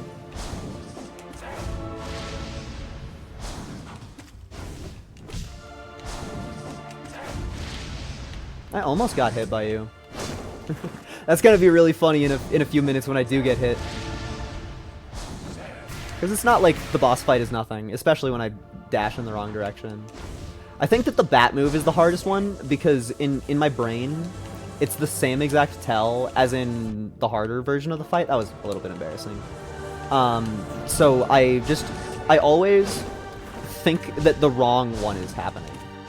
I'm always convinced that the different bat attack is the one that is occurring when that's not the case, and I really should be able to tell which one it is with the amount of hours that I have in this game. Okay. Nope. Not lucky enough to get extra free hits. I probably could have been swiping at bro the entire time there. I wonder how many people don't know that you can blast him with magic in his puff guy phase. It's embarrassing to get hit by the puff guy phase twice. But nonetheless, it happened to me. That moment. Oh, gotta go? See ya. Thanks for showing up. It's always fun. I hope you have fun on your stream as well. Ah, I messed up a little bit there. That's fine.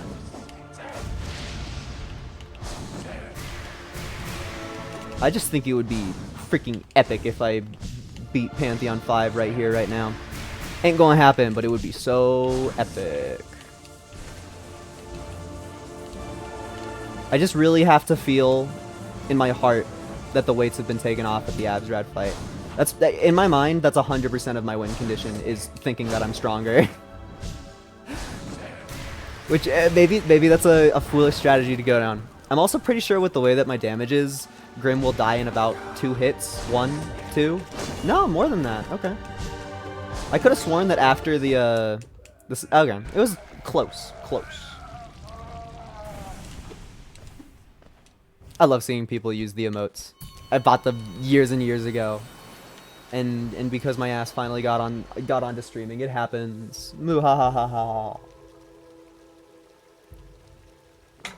Everybody is forced to stare at my OC a little bit.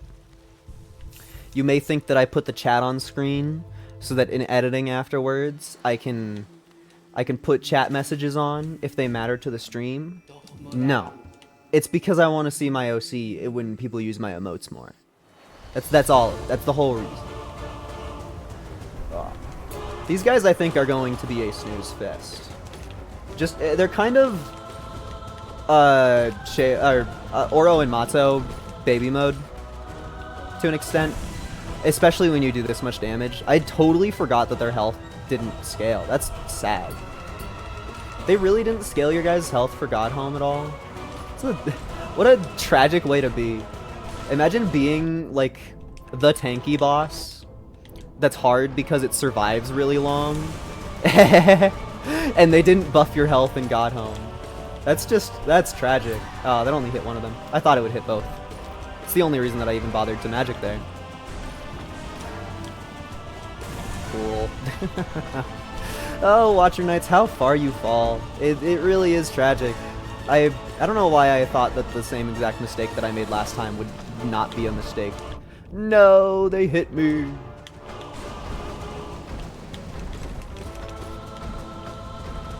Oh, I didn't think that it would jump.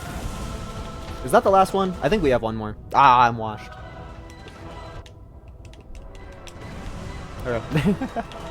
Now what are you gonna do now that all your friends is dead? You ain't gonna do shit, that's what you're gonna do. You ain't gonna do shit. I tells yous. You're gonna sit there while I heal all my health back up. And I'm even gonna slap yous. Local boss. Can't do shit. Never allowed in the Watcher Knight Guild. Ever again. Completely clowned on. What happens when you're... a stupid... I was gonna say nonsense. I was gonna speak utter nonsense. You'd have to read like 500 chapters of Tower of God manga, webtoon, manhwa, to get what I was saying there. So I'm just gonna shut up. Just not gonna say it. Oh, you're doing the nice move early. Okay. Would you kindly, my friend? I don't think this boss understands their lose condition. That's what we in the business call throwing on both ends. But shout out when the boss doesn't understand what makes them lose. That was literally the most tragic Umu fight that I've seen in my life. They walked into their own death. I didn't watch the second season. Can you tell me where season 1 ends so that I keep my trap shut? Because I think I know where season 1 ends, but I don't know for sure, and so I should probably shut my gourd, because I think, sadly, I've already made a running bit of referencing something that might happen in season, like, 2 or 3, depending on where it is.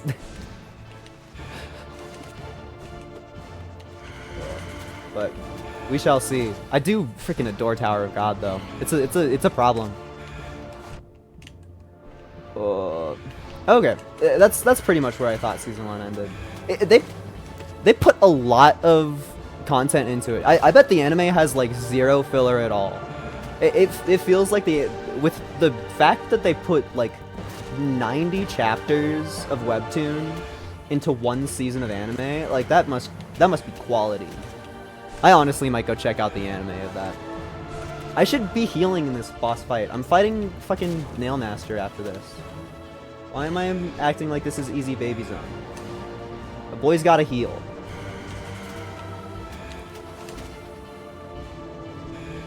Okay, that's fine by me. You know, it's pretty important to see the boss, though. Oh, and then you die anyway. Okay. I feel like making a Tower of God anime is as brave as making a One Piece anime. It's probably not to the exact same scale. As in, like, I literally forgot. The boss has 3 fucking moves. The boss has 3 things that he does. And I somehow forgot one of the 3 things that he does. But just, there's so much scale happening. I love all of the people that work on the floor of the test. Shout out Coffee Guy. What's his name? Han Sung Yu. I love you, Han Sung Yu. Literally bestie material. I would drink instant coffee with you. I would. The hardest move. No! Sly always hits me with that one. Oh. Bitch. Alright. Thank you. Do you watch One Piece? I have watched One Piece, the anime, up until about Zoe. And I have read the manga up in... I'm like near the end of... fuck, he was off screen, I couldn't see the tell. I'm near the end of Egghead. If Egghead ends. So I'm basically about as caught up as you can get. Oh, you interrupted my healing, you bastard. He does that literally every single time. Okay. Bitch. I know your strategy. Well, I can still fuck up your strategy even if I know it. Ugh. I feel like the anime of One Piece just started dragging so much. There was so much, like, this is what happened last episode. And then you're like 6 minutes into the 20-minute long episode. I'm sure that the animation quality gets a huge boost in Wano. And that it's, like, cool and stuff. But, God, I can only sit through so many sittings of skipping through what happened last episode, and then we get into the episode, and then the character has a flashback. It's like, when I'm reading One Piece, it's... You know what happens when a character does a flashback? I skip it. I skip a couple pages because I remember what happened. And when you're watching anime, that's a way harder task to do.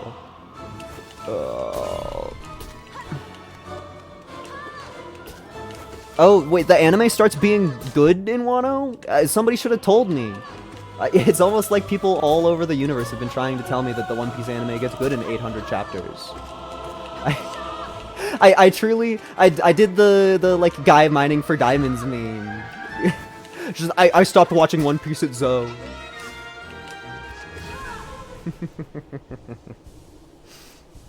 I mean, but it's not like I stopped One Piece there, because you know what I did, like, the day I stopped watching the anime? I picked up the manga and I started reading it from the start, so, like, I didn't abandon anything. Oh, we're finally into Hard Zone. Or, well, I should have noticed that with Hornet.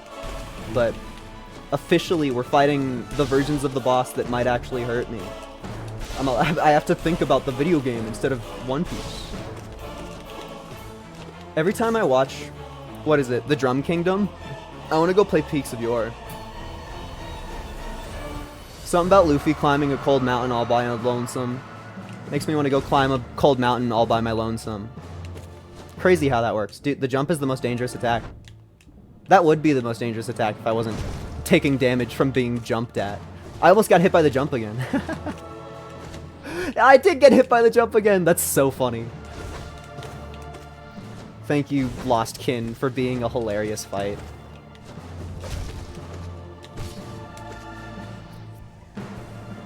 You don't know me. Ah, you did know me.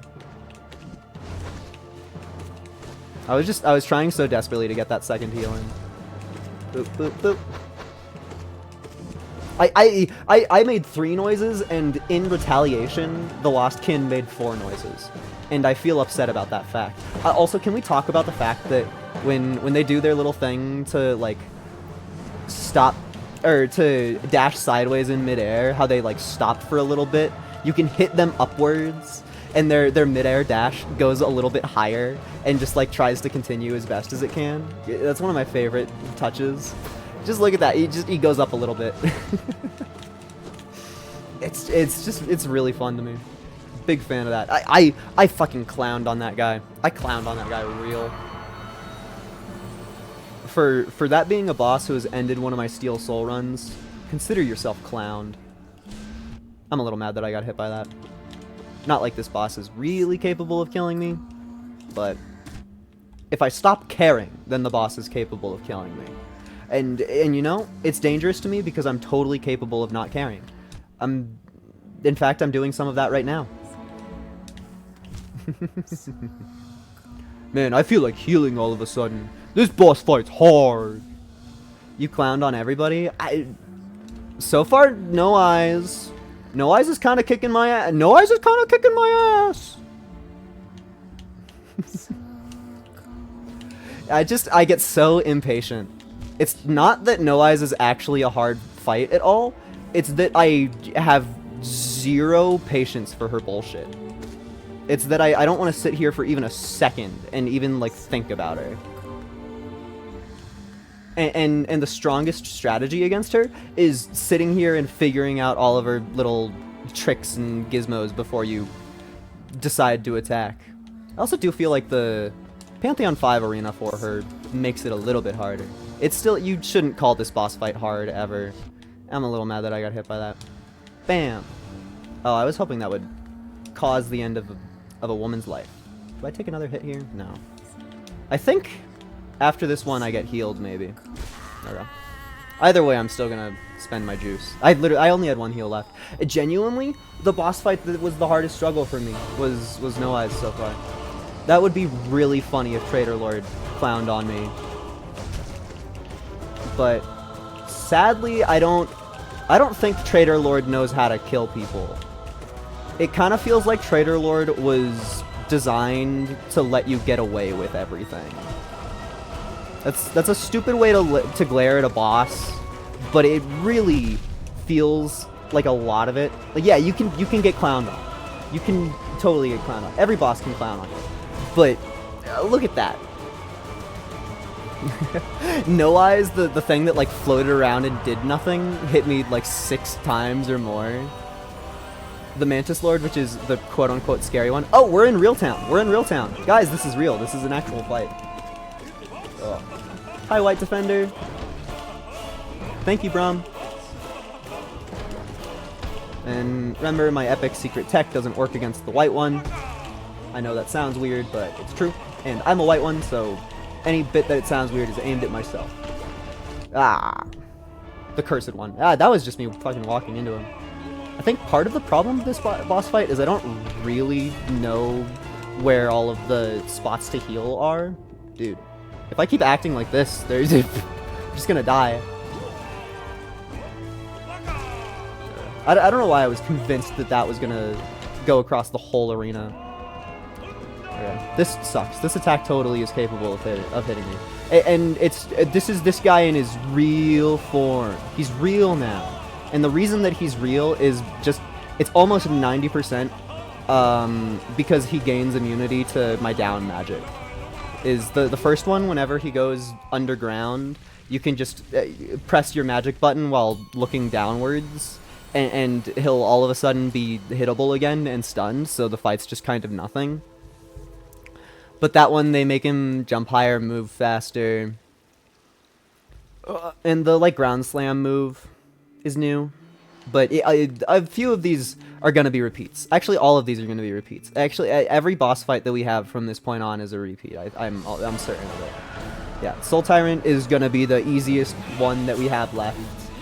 It's a little bit sad that he got put in together with the big boys. If I'm being honest, this guy deserves to be down in the lower ranks, but they put him here.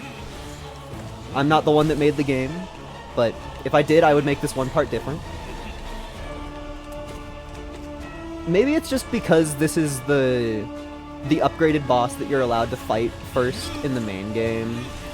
So I'm used to this guy because I fought him with the least amount of tools when I was like the least experienced at the video game.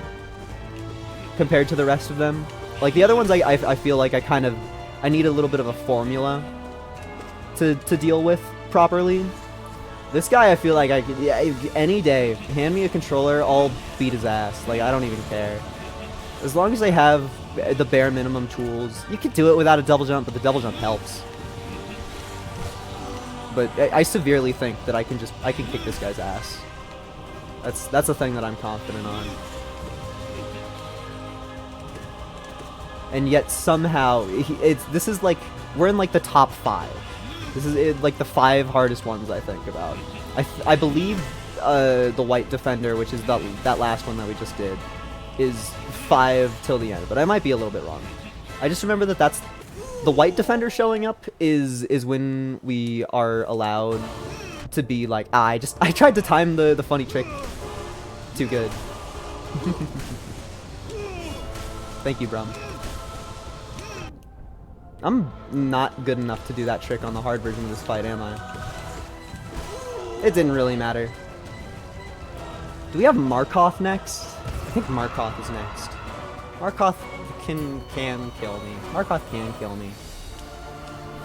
Hi, Markov. Haha! I'm like, ooh, this guy is capable of murder, and then he hits me instant. The hard part about this boss is they took away the floor. Usually when you fight this guy, there's floor. And they thought it would be a good idea to get rid of that. And I'm not 100% sure why. I guess it's supposed to be harder. It really just kind of feels like not much of anything at all. It's definitely better to be above him than below him. That would be tragic if I died here, quite honestly. I genuinely don't even remember the last time that I died to Markov. Okay, well, I can't tell a lie. I can't tell a lie. I can't tell a lie. I fucking reached for my end stream button. That was the fastest I've ever reached for the end stream button in my life. Like, genuinely. No more of this game. I'm done. I still have a bit of time, but I'm not spending my time on this. This is below me. And it should blow me. Okay, Steam library. Tell me something I care about. Give me something cool. Am I really gonna click on Spelunky again? Am I really gonna click on Spelunky again? I streamed Spelunky 4 times in a row. I feel like I shouldn't. Not that it really matters. But I feel as though I shouldn't. I also guess I should technically change the thing to say just chatting right now, but like, who cares? Who cares? I'm not a big streamer. It doesn't matter. It doesn't matter. It doesn't matter. I'll figure something out. I'm staring at my Steam library, and it's, you know, it's shining in my brain. Spelunky, Spelunky, Spelunky, Spelunky, Spelunky, Spelunky. You know, today's peak, I think, is forced to be a, today's forced to be Mesa. Today's forced to be Mesa. Today's forced to be Mesa on peak, guys. I do need some Mesa-related achievements. Slay the Spire is a solid pick. You know what? What if I choose a game that nobody thought of? What if I just start playing bullshit? It's a cool game, but I'm saying nobody thought of it because I didn't think of it. I forgot of it until in this very moment I realized that I actually did want to play it. And that game, my friends, Brutal Orchestra. Blah, blah, blah, blah, blah, blah, blah. Okay, now I need to actually get it to show up on screen. I also, every other game that I played today is a controller game. Feels weird taking my lay epic controller out of my less than lay epic hands. I don't know, sometimes I just say shit. Where are you? There. Boom. Bam. Pow. Brutal Orchestra. Blah, blah, blah, blah, blah, blah. It's kind of like Slay the Spire if I was worse at it. Oh, yeah, they added shit to the game, didn't they? They added shit to the game. I need to look at the options real quick. Yeah, we'd have to play with hard mode on because hard mode matters for unlocks, I think. No, you have to play with hard mode on because hard mode allows you to reach World 3. That's the trick with here. Let's make the music louder because this game fucking rocks. This may be a new game to you. This is not a new game to me. This is like stream 3 or 4 of this one. Okay. There's character swap speed. Oh yeah, these are powerful. These are so fucking important. Or wait, no, actually yeah, they need to be as low as possible. I forgot that I had them set low on purpose because this is counterintuitive. The problem with this game that they fixed in the last update is that everything takes fucking 20 years to happen in it. And so they added this convenient menu that's hidden away that allows you to change the speeds of all of the shit so that you can finish a run in less than 5 hours. So here we are. Do I pick a friend or do we just raw random it? Well, I need to get this guy. This guy, to an extent, he's my namesake, so we're bringing Hans with us, I think. Oh, but Hans is so lame. Hans is at least good. Hans is powerful. It's been so long since I've played this game. I need to remember which Hans I like. It's Hans A. We like Hans A. And then you can't make Noak anything cool. So this game is spooky turn-based combat. I feel like it's hard to describe because usually when you describe video games, you call them by like stuff that other video games is. So I mean there's a mana system. It's turn-based combat. It kind of reminds me of Hylix a lot. But essentially, you just want to go through all of the paths. Also, almost every NPC that we see is going to be completely useless because I've done all of this game except for Bronzo. And if you know the game, then you know Bronzo's a fucking asshole. But for now, we're just kind of clearing through the extra levels before we're forced into combat. Who's my friend? I forgot your name. Clive. Clive is pretty good. How's my Clive looking? That's a pretty good Clive. That's a pretty good Clive. It's every friend that you get has slightly randomized abilities. You get to choose one at the start, which is why I was talking about making my Hans good. But the Clive that we were blessed to just kind of have is a Clive that I am thankful for. Do I upgrade my Clive immediately? No, we upgrade Noak needs it. And oh, I forgot about a mechanic in the game. You're allowed to position your guys before the fight even happens. But essentially, your turn happens before their turn. All of the stuff that they do is shown on the timeline up here. It happens in the order that it happens. So the guy on the left is going to do essentially nothing. Guy on the right is going to hurt the guy in front of him. So I want to take my Noak and beat the shit out of this fuck. And then no blue, due to the way that things are. What's your U? Using the wrong pigment prevents party member from healing itself. Okay, so yeah, get fucked. I think killing things is powerful. In a different universe, I would try to keep all of my guys at maximum health no matter what, but I in this current moment in time, I'm a firm believer that I think we should just murder the fucker. Absolutely kill everything. Yeah. Now, the squeak right here is that these guys move when you hit them. So, yeah. I kind of wish that Clive was there. Not that I could have done anything about that. I could have moved last turn to try and do something in advance about it.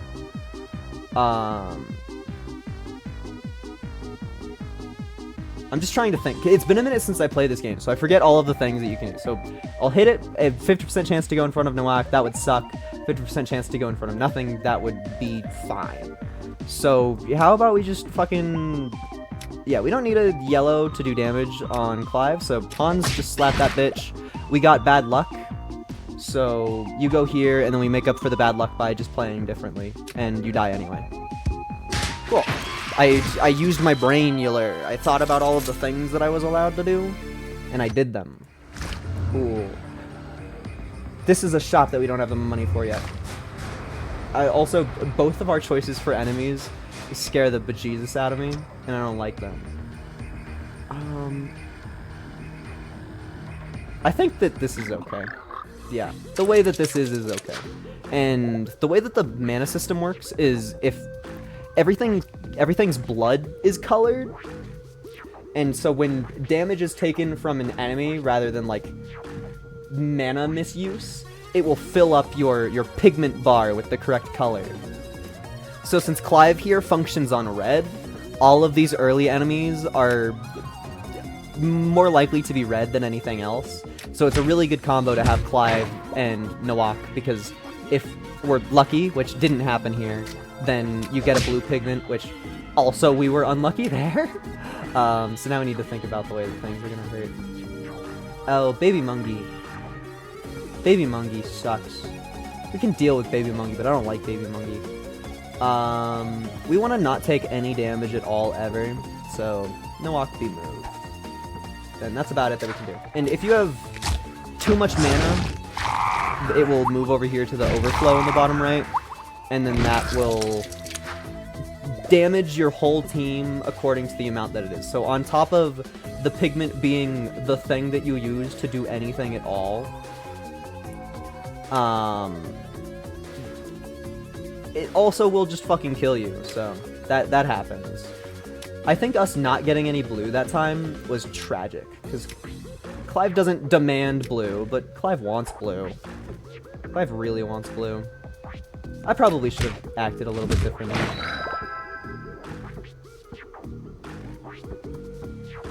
That's fine by me. You'll attack in front of you. Nawak is safe currently. There's no universe where Hans is completely safe here because I fucked up. It's not bad. Oh wait, we got a blue. Hell yeah.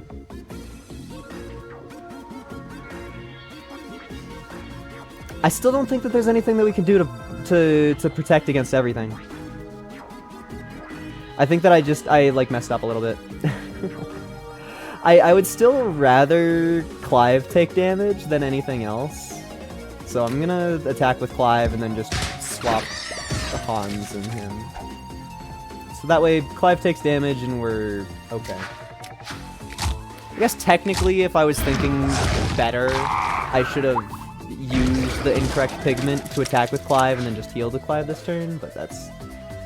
yeah. Should have thought about it then, you know? Okay. We are in a position where Overflow is probably going to destroy us, so I would like to use extra red pigment to destroy you. Get an enemy out of my face. I know that Clive is hurt. Clive was born to hurt. It sucks, but it's true. Okay, both of those hurt in front of them. I would like to destroy you before you cause more problems from me. It doesn't matter which one of these I hit you with. Yeah, it doesn't matter which one of those I hit you with. I would like to have not had them give me any pigment at all, but of course, impossible, impossible. If I move Hans here, I don't think... Actually, I should look at my glossary. Where's Overflow? At the end of the turn. I think that means that I take damage here. I might be... No, never mind. I'm a liar. I'm a goofball. I take damage next turn from the Overflow. That's why I had to Google it. That's why I had to figure it out. Oh, and you give a blue? That's bitch made. So another problem with Overflow is you can't access the Overflow pigment at all. So me over here being like, please, desperately, I want blue no matter what. I want blue so bad, so bad. I do not get it. I don't get it unless I waste pigment otherwise. Which is fine, but it doesn't make me happy. Clive is gonna have to take some damage here, and that's just the way that it is, and I'm sorry about that. Clive probably isn't even gonna be a mainstay in our team for too long anyway. I do like Clive. Clive is a good start, but Clive isn't a good end. Because the problem right now is both Hans and Clive function off of the blue goo So, due to the blue being purely chance-based, I just have to get lucky enough to use their abilities without consequence, which has not happened. I forgot to move my guys before the combat again. Which guy's doing this? You? Yeah, you're the fucker. Okay. Big Snake is probably just gonna fucking hit us. Yeah, Big Snake is probably just gonna fucking hit us. Nowak just has to deal damage. It's playing this game without extra knowledge of some sort is so hard. I despise the confusion enemies. I think that I have to use the blue to heal there. Hans is also gonna get hurt. One of the hard parts about what's happening here is the reason that we took Clive with us. Clive is, or sorry, not Clive. The reason that we took Hans with us. The reason that Hans is with us even at all, even slightly, is because there's a character in the final zone that you unlock by bringing Hans all of the way there. So thusly, it's annoying, and we have to keep this little fragile healer ass alive constantly.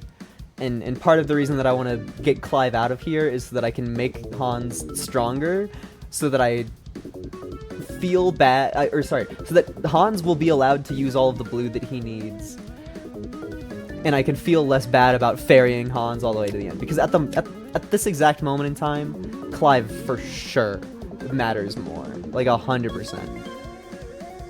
Inflicts rupture sucks. Moves one closer. Nowak shouldn't take any damage to that. It's not fun. Actually, how does closer work? Would it shove Clive all the way over there? Would that be a terrible idea? To not move Nowak at all? Shit. I don't know how the movement works. In my silly ass brain, this is what it's telling me to do. This might be completely incorrect. It might be like 100% incorrect.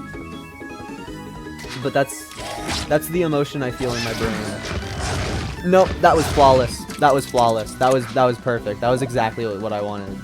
Because the fear, these guys have a little circle on them, which means that when they move, well, Nowak too now, but before that turn, only Nowak was free from it, so I wanted to make the other two move as little as possible. And now at this moment in time, Clive is in the perfect spot. How much rupture? 2 rupture is just so mean. It's just so mean. I can heal a little bit of Clive. That's not the worst. Now I kind of wish that things played out differently. Using incorrect moves on Hans is just a bad idea. You have 3 rupture? Ugh. Painful amount of damage, so... It sucks, but like Hans dies if we don't move him right now. Which does suck, but Hans would be dead, and we need to keep our golden child alive. Yeah, oh, well, we have to do that next turn. Okay. We experience pain now. This is also only World 1 of this game. This game's evil and mean. Clive is free. Do you do enough damage? You don't. Not at all. You don't do enough damage at all. Is Hans OP late game or something? So what Hans has is accidental malpractice, which it applies Frail, which essentially just lets you do double damage. It's while Frail, all direct damage received is doubled. So since you can just put a Hans in your inventory that has the double damage button, you kind of want to build yourself as you go along to be able to get a little bit more blue than you start with regularly, so that you can bring your Hans into any fight and then just make the boss take double damage. That's kind of the main play with Hans. And then anything with healing is just good for survivability, because if your friends die, they are dead for the whole run. Nowak can get better after a death, but your friends, their death is permanent. So it's not really a pretty thing to be in. I really wish that there was any easier way to deal with this fucker. It's him putting Rupture on all of my fucks is just evil. I think that we heal through this, and then next turn Nawak will be able to do something. Otherwise we just farm for some blue. Yay! Free blue. That actually means that I'm gonna go ahead and heal right now. But truly, if I were to make a endgame team, I would not have Hans or Clive at all. A really hard part of the learning curve of this game is just the way that your pigment feels as you play through the game. Because you can get passive items and stuff that will, like, affect the generation, and that matters intensely. It matters so much. And there's some enemies, or some friends whose, like, their entire purpose in life may just be sitting here and managing your pigment. Like, that's a thing that some of the friends do. So sometimes you'll want the friend that is capable of generating pigment before you ever get the friend that needs really specific pigment requirements. Just because you want the proper tools to use everything. Also, this sucks my ass. Dude, you're an infant. Yeah, okay. That means that we win this fight. It's gonna be ugly, but we win this fight. When an enemy is infantile, they fuck off when when their parent dies. And at the moment, this guy is considered the parent, right? No, fuck. You do have to have something that does have the parent thing in them. That's a little stinky. Is there any way to free up some pigment? We could exclusively hurt Hans. We could exclusively hurt Hans. I think hurting Hans is better than hurting our whole team, even if it sucks. Because we can hurt Hans to heal the other people. We should at least do that. Because there we go. The enemies won't get hurt, so we won't get any extra pigment from that. Hans will take a little bit of damage, but that's fine. I think I just didn't read this enough. Parental enemies will cause any parental enemies to perform action in retribution. Do they not run away? I could have sworn that they ran away. I could have sworn there was, like, any benefit at all to having, or to killing the parent before killing the child. I guess it's just because the parent attacks more. They get baby rage. Okay. Be lucky and bless me with a blue so that I don't have to deal with more pigment bullshit. Okay. Clive's taking damage. Has to happen because it's better than taking team damage. Sorry, Clive. Okay, yeah. I was about to say that fight better have paid me more than anything else. Okay, what are you?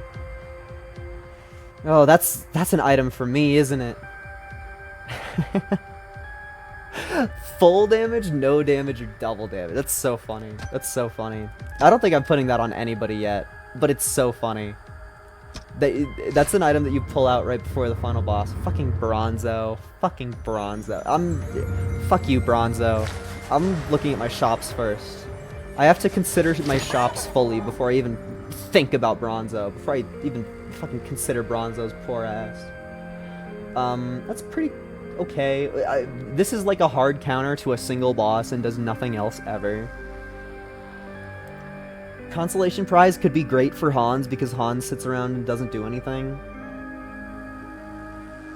The sulfa powder is probably going to be something that I buy.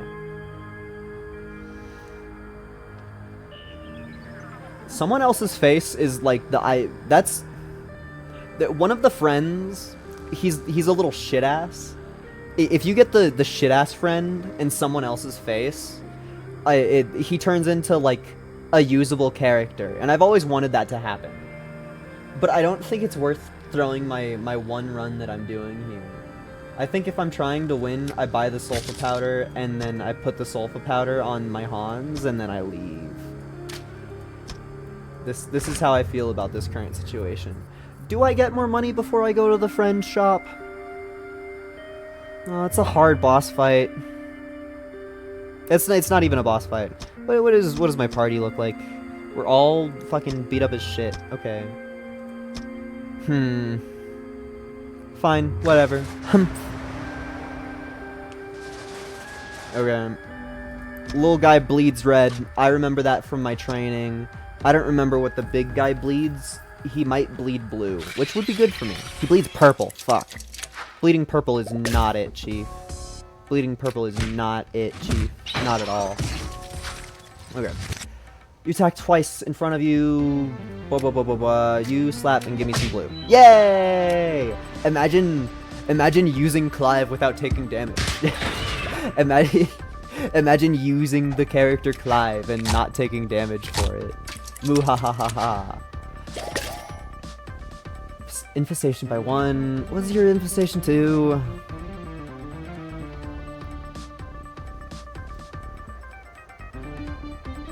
All other, so not yourself, so boosting your thing doesn't do anything. Oil Slick won't matter to us because there's no fire in this universe. The only reason they Oil Slick is because they can show up in a different encounter later, where they are totally capable of kicking your ass. What are you doing? Literally nothing. Yeah, I'm just gonna beat him up more. I don't care. we attacked once with Clive, and didn't take damage on him. This time Clive will experience pain. And I only feel a little bit sorry about it. It's kind of Clive's whole thing. Clive will get better next turn. Give me another blue, please. Nope. No blue for me. The way that you get the blue is just, it's a 40% chance that you get it any time that a move happens. So when I have leftover pigment, I wish to do it. Spawns as many babies as possible and flies too frail. So if we don't kill you this turn, we get to kill you next turn, but your babies suck to deal with. So I would love to simply avoid that being a thing. It's not gonna happen that way, though.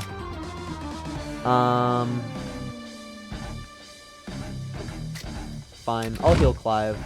Just because next turn they experience frailty. Now we have a bunch of new fucks.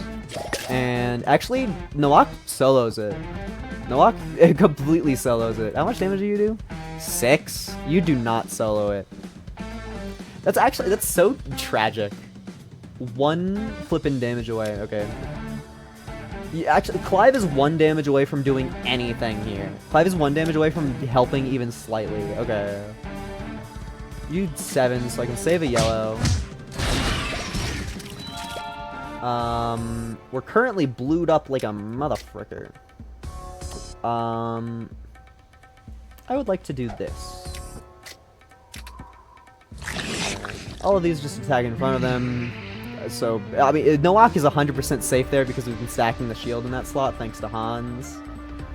So, is there even a point in hurting Clive when we're in a situation such as this? Like, we're completely safe. And I don't think that the enemies can force any pigment upon me. I don't think these ones, at least. Yeah, they are incapable of shoving pigment into me, so I'm free to mess around. Free to do as I please. Alright. You should give me a blue. Weird.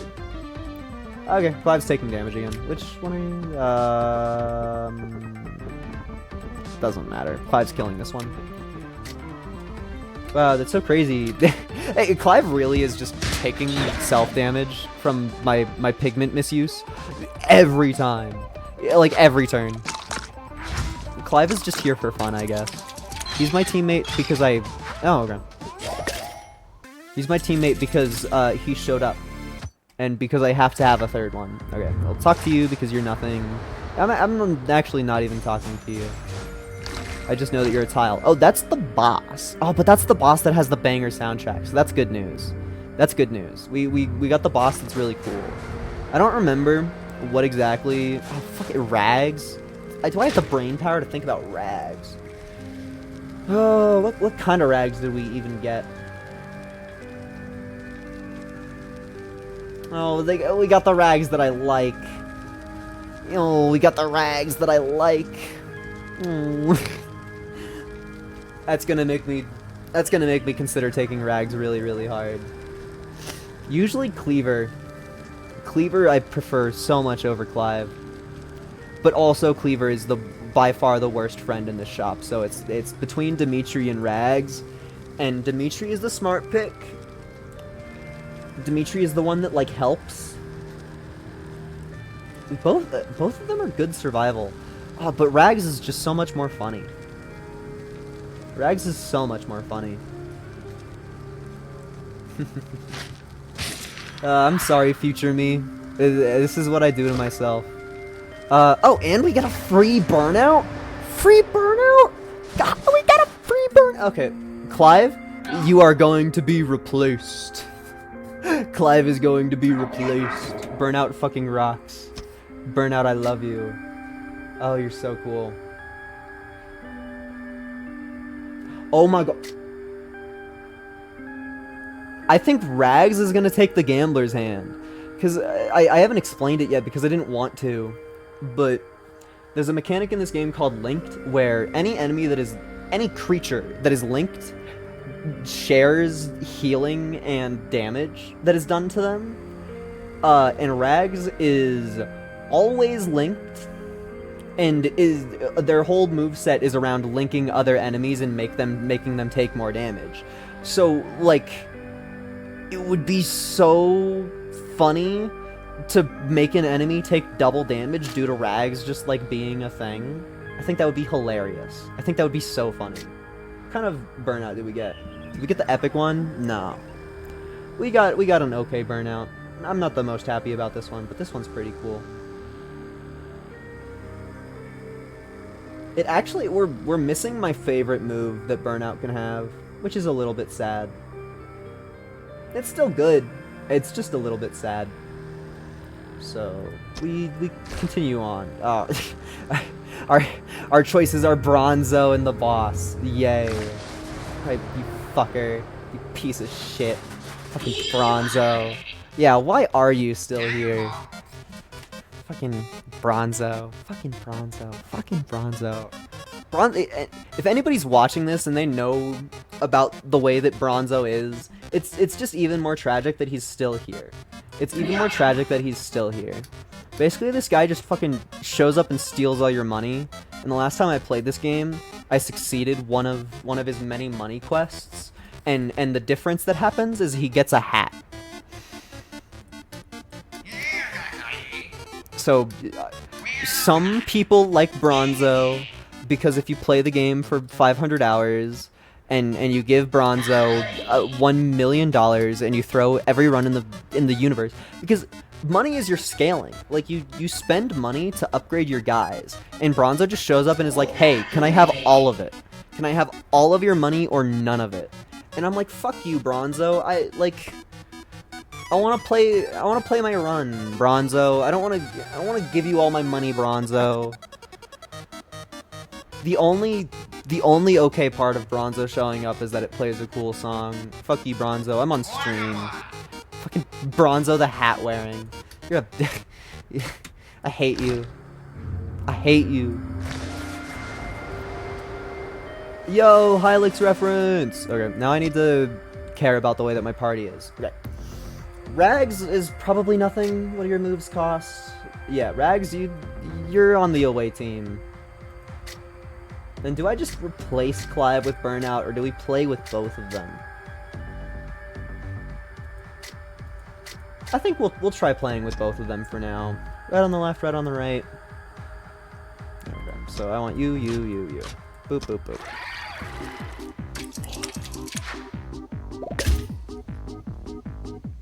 Oh, Burnout having red HP? That just means that when Burnout gets hit, we get red pigment. That is kind of a special thing. Most of the friends have purple HP.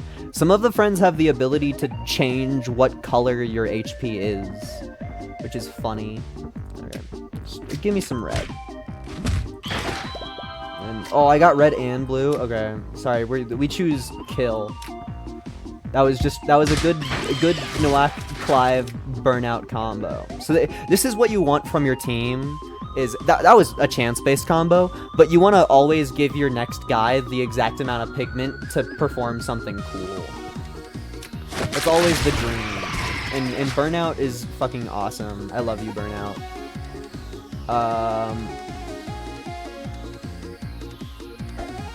And we farm for blue. Yo, we got one! I already got one! Then there's no universe where we lose this fight. You just kind of press buttons at this point. Our team has succeeded in becoming a little bit stronger. Ooh, but we can heal now. This changes everything. Actually, all it changes is that we put Hans here, and then we use Hans' ability. And then, instead of attacking with Clive, we're gonna attack with Burnout. Cool. Burnout moment, Burnout moment, Burnout moment. That was... Thank you, Burnout, for joining our team for not even a single cent. You make everything easy. Let's go! I must admit, it's been a minute since I've played this game. I don't remember what this boss does. I think I've fought this guy like twice, ever. Rags is probably gonna be... No, I'm not... No, don't even consider using Rags. Don't even consider using Rags.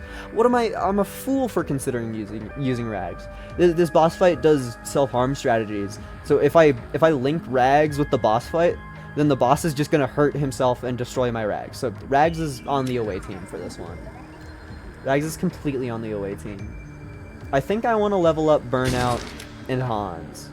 If I was cocky, I would save my money for the next area to level up Noak again. But I think I'm gonna be even cockier in a different way and just assume that the boss is gonna give me 9 coins or more. Okay. Well, in my brain... How is the boss situated? He shows up in the middle and he has red health, and he has no friends at all. So we should be situated like this. I like how it has little pixel art of your guys down here. You almost... I feel like you never see the Noak facing the camera. Yeah, instantly kills the opposing party member. Oh, actually, no, I should have brought Rags. That actually would have been the funniest part of Rags ever. Would have been really funny. That would have been the funniest thing ever, actually, if I brought Rags. Not that I would have been able to use Rags first turn unless I hurt them, but I guess if you're sacrificing Rags anyway. So, lock that away in the vault for forever. If you fight this guy in the future, bring Rags. But, for now, we game Bing. Oh, yeah. The way that you are. That actually kind of... I forgot about the way that you are. What's that called? Formless. Okay.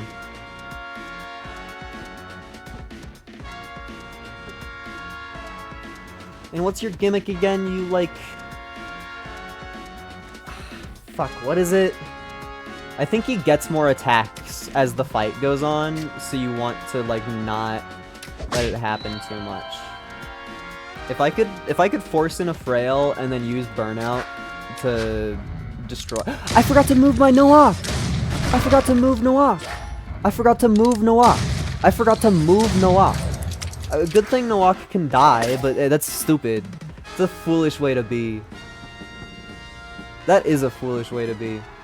It's a really foolish way to be. How much damage do you even do? 13. Okay.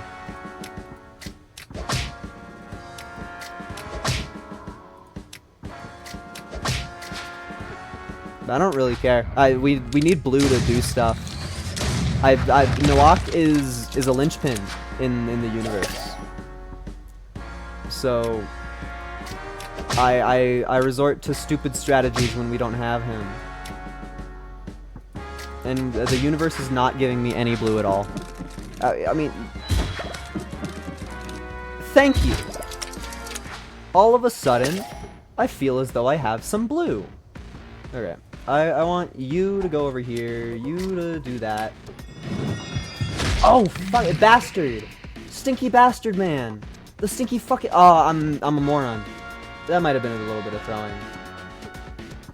That might have been a little bit of throwing. Fuck me. It doesn't even break through. I don't even... Okay, I'm definitely throwing. I think I just killed Clive.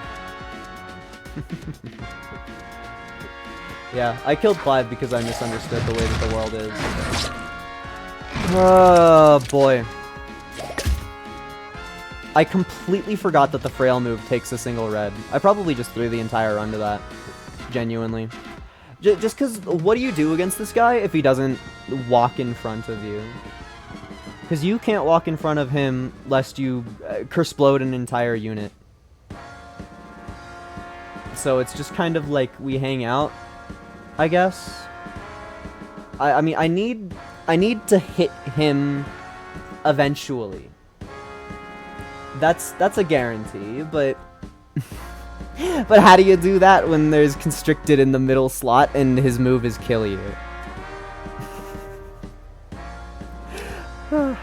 I think I actually threw the entire run by letting Nowak die immediately.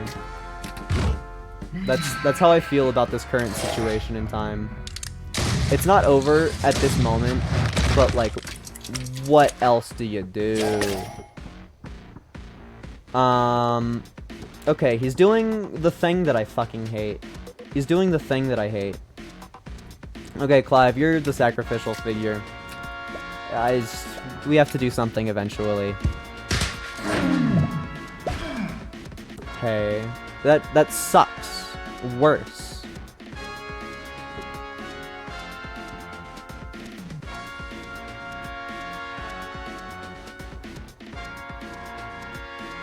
Now we're just gambling on if Hans dies or not.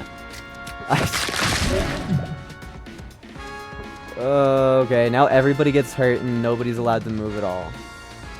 I hope that our future is blessed with this guy, Trigger Fingers, who moves left and then right. That would be the happiest. Okay, that's not what happened even slightly. Alright. Stupidest Trigger Fingers fight of the universe ever, maybe. Clive is the only one allowed to move. He must attack. Clive just died for that. It was a good one, Clive. It was a good one. The bro move. Was that a chance to move or was that a guaranteed move? That was a guaranteed move, maybe. I actually don't remember what he did. I think it was a guaranteed move. I think it was. I totally thought that Clive was dead and I was 100% ready for it. I thought that was where fate was going. By the way, we did it. Ugliest, stupidest Trigger Fingers fight in the world. It's basically over. You know, I could make it go so much worse. I could make it go so much worse. I won't. I kind of want to. But I won't. Stupidest, longest Trigger Fingers fight in history. There's never been a longer one than this. Okay. Die, please. And then, finally, we'll be allowed to be rid of this fucker. Stupid fight. Stupid nothing fight. Thank you for the currency. That hurt. But Nowak got better! 80% chance of not triggering overflow at the end of this turn. That's a really good one. You know, if Nowak wasn't gonna die, I think I would put it on him. Well, actually, there's literally no reason to put it on Burnout ever. For some reason, it's the move to put it on fucking Clive, of all things. Oh. Decisions. We're not touching Gospel, I don't think. Actually, are we touching Gospel? I've never played with Gospel before.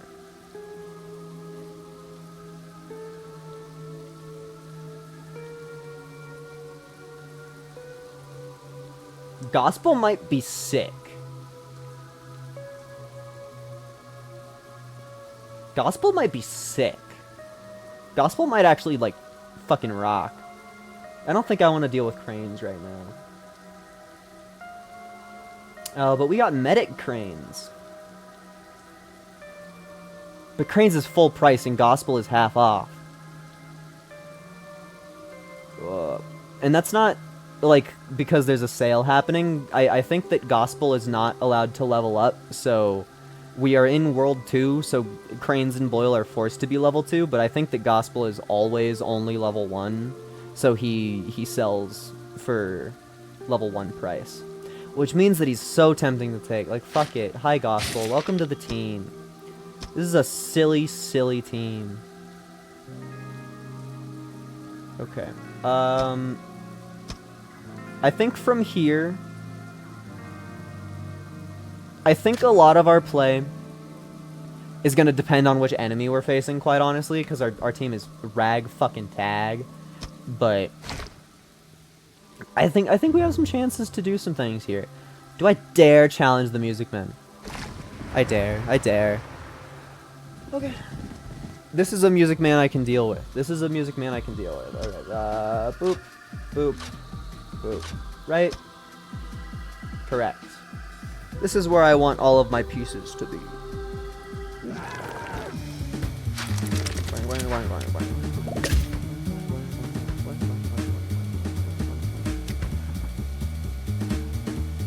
I forgot I like leveling up. What's the... Oh, dude, you're kidding me. Dude, you're fucking kidding me. Ungod immediately? What an asshole. He's throwing.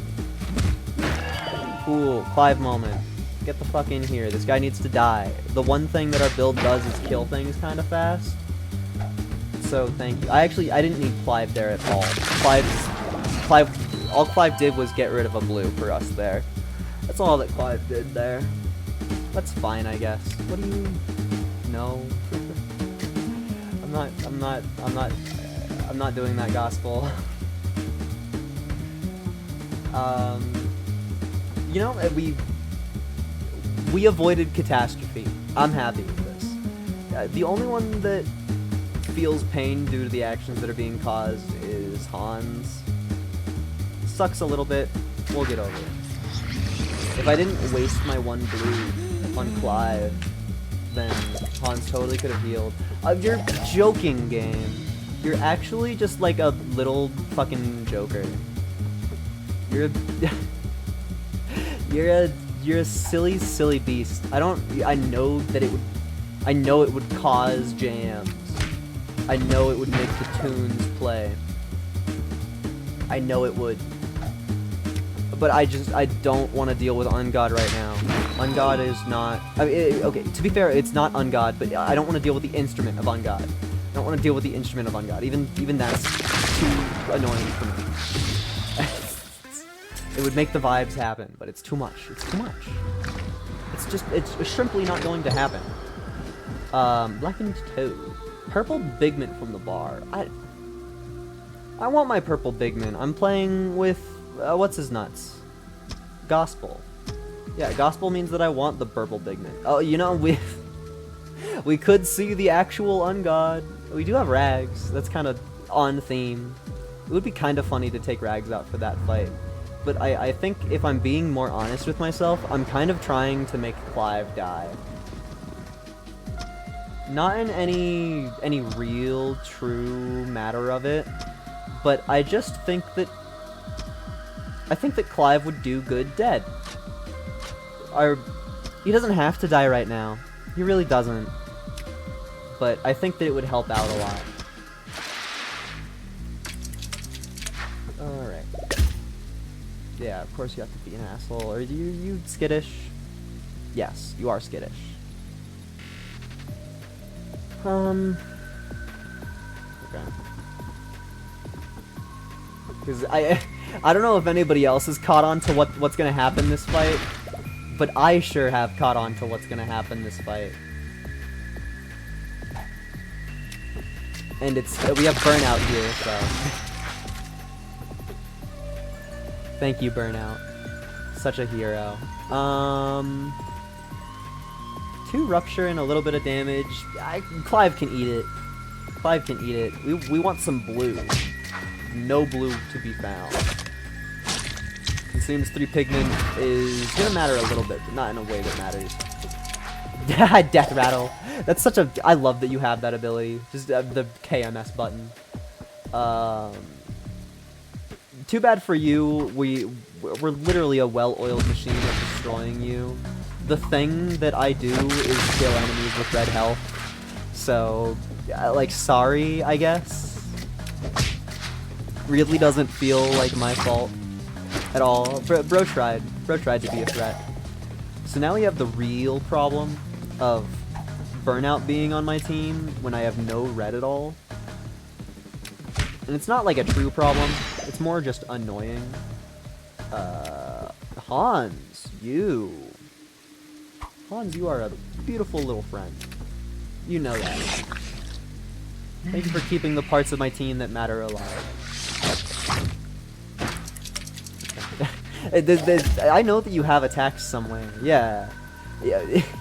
This enemy has attacks, has not been using a single one of them. Oh, also, a restriction of Gospel that I didn't even talk about is Gospel doesn't get a move. Like, all of your characters get an attack and a move on every turn, and Gospel is not allowed to move. You can only move Gospel by putting a different character on top of Gospel and forcing them to swap spots. Gospel also shows up to the party before everybody else because, like previously mentioned, Gospel can't move. Oh my god. I think this is the Gospel item? I think that we just put this on Gospel and we have a great time. It would also be really funny with Rags, but I think that this is the Gospel item. I think faux show. That item goes on Gospel. Then, now that Nawak has some health, I trust them to wield you. We already have the friend that you unlock for discarding things, so there's literally no purpose in discarding the Blackened Toad, even if I don't think that I'm going to use it ever. We do not have the money for the shop. Hi, Gospel. Thanks for showing up early. Okay. Oh, this is gonna be a one of all time. I'm pretty certain that these gray guys have decay, which means that they die if they're alone. And this guy that's hanging, I'm almost certain has red health. So yeah, if we get lucky with a blue, they just die this turn. That's just the way of it. No blue yet. Final chance for a blue. Dude. This game is really hard. I don't know why people... I never play this game because it's so difficult. I lose every time that I do anything. The game is just so hard. Hey. That was a good one. Ah, fuck. Our boss is gonna kick my ass. You know how I saw that one item on floor 1 and I was like, there's a boss that this one counters really, really good. The boss that we have on this floor is the boss that gets countered by that one item. So that's gonna be a bit of a pain. But you know what I'm gonna do to that? No, never mind. I forgot. My brain was about to make a mistake. Oh, this is gonna suck. None of these bleed red. Okay, Gospel, you need to hide for a bit. Is Burnout even gonna be able to do anything? If none of them bleed red at all, the only way that Burnout can hurt anything is by taking damage from an enemy, or taking damage from me feeding him the wrong pigment. Alright, it's a Rags moment. I think I'm fine with Clive dying, but Rags is the one that will do stuff for us. Actually, I want Hans to be on the right slot, yeah. Hans is the right slot and walk in the middle. Clive doesn't matter. Rags is important to keep alive. Okay, you're the scary one.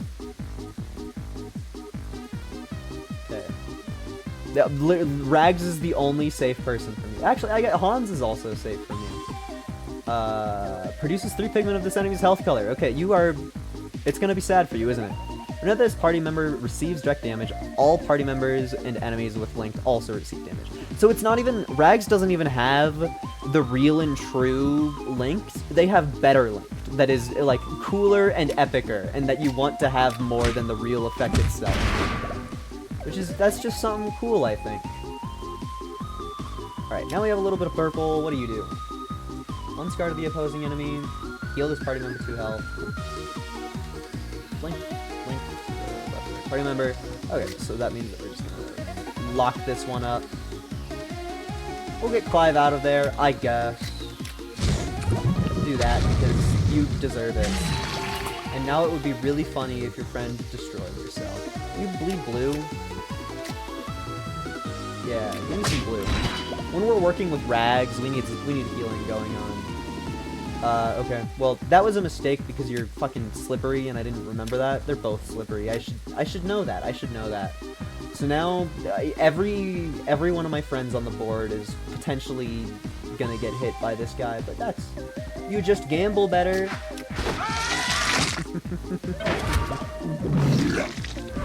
Noak, don't you die, buddy. Don't you die, buddy. This game combat looks complex as fuck. Some of it I feel is memorization or just taking time to like plan your team good, because you fight enemies with red health, you bring in your team that kills them with red health. You fight enemies with blue health, you bring in your team that kills them with other health. So it's just like, it's about making your squad for the enemies that you can deal with, which is hard. Like, that's difficult. I feel like the learning curve in this game is difficult, and it makes sense why hard mode is something that the game hides away until you beat the second area. Because the third area, it's no slouch. No slouch at all. We're about to overflow. Is there any way that we can stop the overflow at all? I mean, we can hurt Clive, which it doesn't stop the overflow, but I want to do it. Okay. Oh, did that actually solved all of our problems. You heal with yellow, so we can't do anything this turn.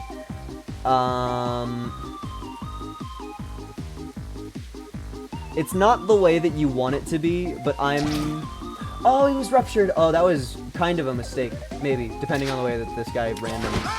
You know, Clive was meant to die. Clive was meant to die. That was his fate. That was his fate. What do you do? Can you even do anything by yourself?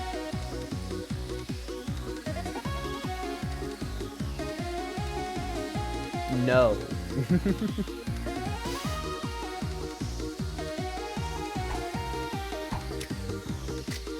Alright, Hans, please heal up. We need to wait till Noak can move again, so that we can play the video game. Luckily, this guy's attack, quote-unquote, is just gonna let Hans get away with healing a lot. Yeah, we're still completely okay here. Me when I'm completely okay. I do feel like this game rocks for watching the streamer play it rather than playing it yourself, which it maybe is a brave thing to say, but that's how I feel. Just because there's so much, like, the pigment management really is, it's so hard to explain. I love Clive showing up in the casualties. Bro was meant to go. Bro was meant to go. We probably have enough money for the shop at this point. I don't remember there being many items over 15. Pep powder, I love you. Oh, pep powder. Oh, pep powder. Oh, but we need to keep the demon core with us, don't we? Or is it a knife? Fuck. Is it a knife or is it a demon core? Is it a knife or is it a demon core? I don't remember where I am. There's a quest for something that you need to do. And it's been so long since I've played this game that I forget. But you need to, like, bring different items to a certain guy in the second area. And they're like, I need a knife, I need clothes, and I need a heart. And we have clothes in our shop right now, and the heart is the demon core. I just don't remember what step of it's on. So, like, why would I waste my money on it? Because we also have enough money for a level up. So it's like, if none of these items are worth the stats, like, we might as well just not even take it. Sweetheart, you could be awesome. Sweetheart could be awesome. I love the pep powder, I can't lie.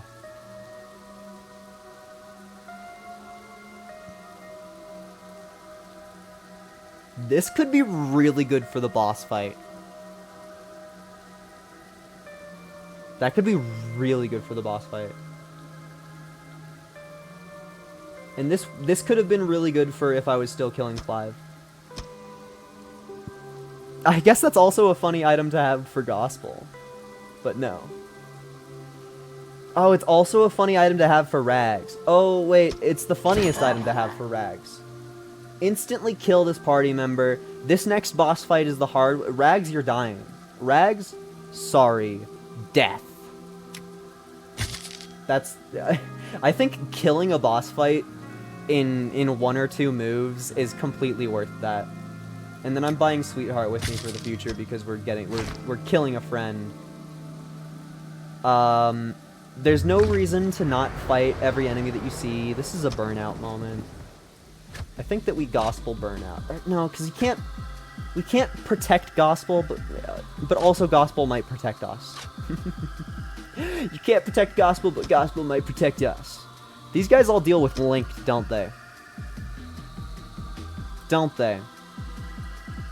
Do any of them bleed purple? I think that we trade out gospel for Rags. Because I think that these guys function on Link. Yeah. Oh, they also have a fucking vibe, dude. This song rocks. I should put this song on my playlist.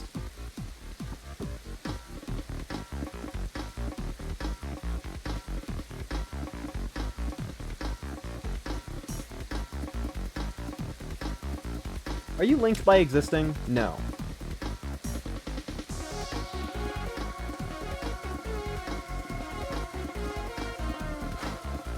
Sorry, there's a lot to think about with these ones. We are able to kill one of them, which means that I want to kill one of the ones that's causing a problem. Probably you in the middle. Yeah, we're gonna kill you in the middle, and then we're gonna put Hans in the middle so that Hans is safe from everything. At least as far as I'm thinking about it. Because you take damage, and you cause problem, you cause problem. There's no way to be completely safe, is there? We brought too many friends to this fight to be completely safe. And that's my mistake. It is.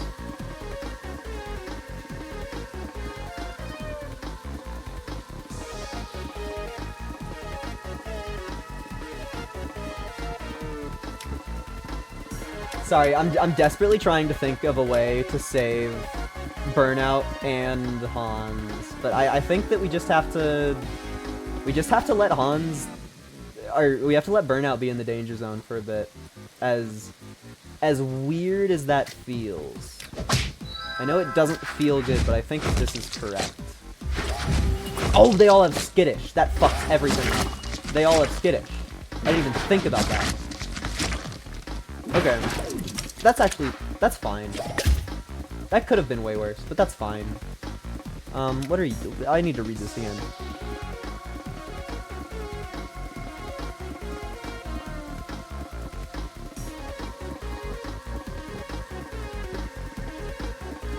There's so many things to think about in this one. I'm sorry, this is a slow fight. Okay, we kill you. You deserve death. I did not at all want to be blue there. Okay, please use up everything. Thank you.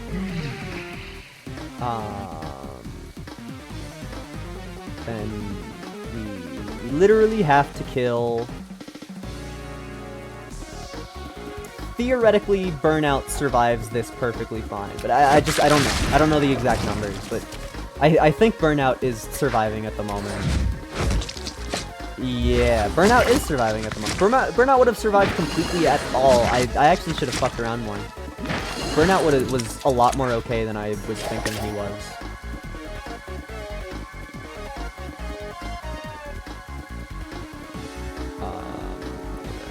I don't want either of my guys to get linked.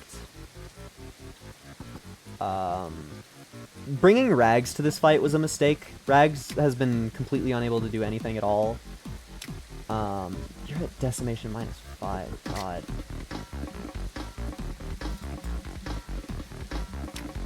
Fucking whatever. These are the dangerous ones, so like we got to kill something. We're going into overflow territory, which sucks my ass. Oh, you piece of shit. the asshole.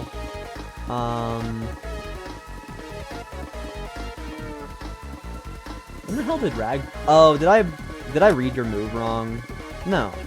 I don't really know how Rags got hit with the blink. That's kind of a pain, though. I wish I had any purple generation. This sure would be cool. Deal 9.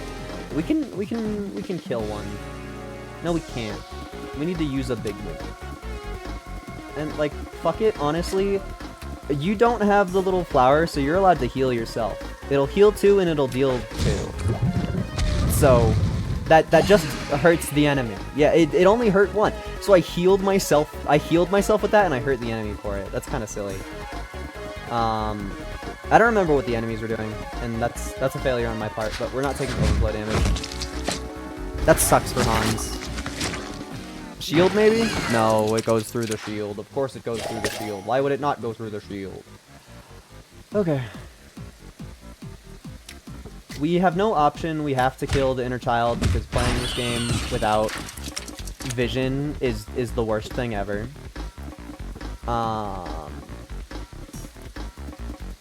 Hans is currently about to get fucked. Hans is currently about to be not cool at all. Because at this point a Link is kind of whatever. I want, like... Gambling! Oh, and the Link. I'm a fucking moron. I just killed Hans. I killed Hans! I killed Hans! I killed Hans with that. I fucking killed him. Did I really just fucking kill Hans with that? No, I didn't. Hans is slightly alive. Hans is slightly alive. I just remembered the way that turn order works. Because we'll get rid of the Link before this guy self-harms.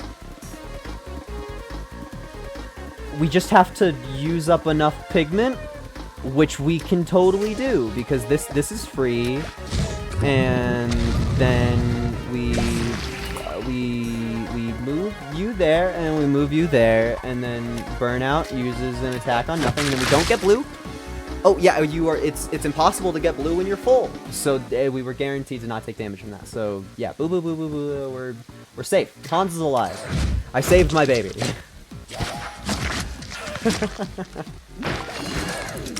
Oh boy. Okay. This should be so easy. This should be so easy. We just have to fucking hit them. We just have to hit them. The world's hardest fight is 5 headless people. Are you what I think you are? No, you're a pain in the ass. Whatever. You can't kill me. You're just mean. And you know what? I would rather Rags take damage than you. Oh wait, we're in a situation again. Oh, Hans, are you dead because I got unlucky and the enemy spawned something? Oh, Hans.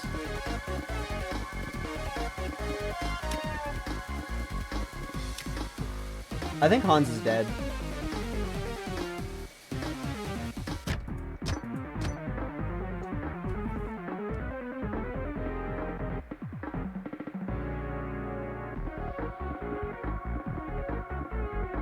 I think Hans is dead.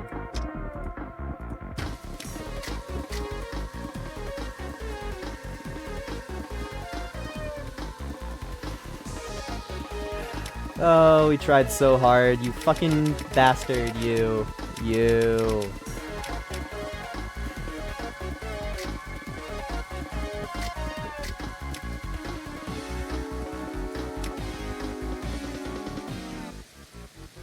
It just sucks, because I know that the number rounds up, so even a single individual unit of overflow kills me, and even a single incorrect pigment used kills me.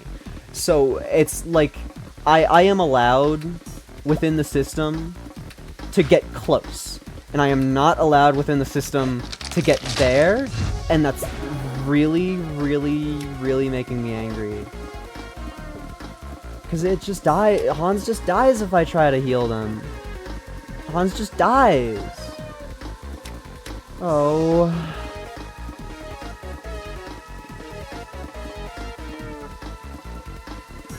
Goodbye. Hold on, guys. I need to have a moment.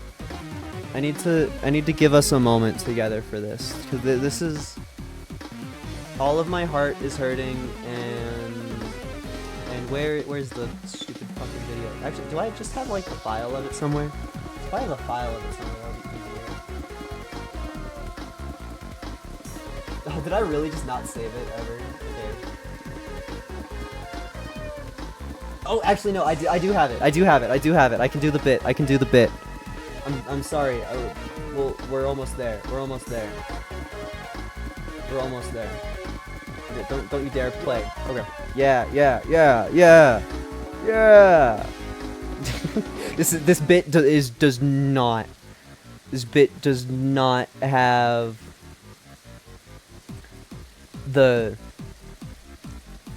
any weight at all. This bit does not have even slightly any weight, even slightly. Well, I totally meant to do that. Come on, where's the thing that I want? Screen capture, you. Transform, put to screen. Hans, no! Get a load of this guy. I killed his ass. Okay. Bit done. I fucking ended Hans' life single-handedly. And I only feel kind of bad about it. Shout out past me. What? Are you completely fucking used up? Oh my god.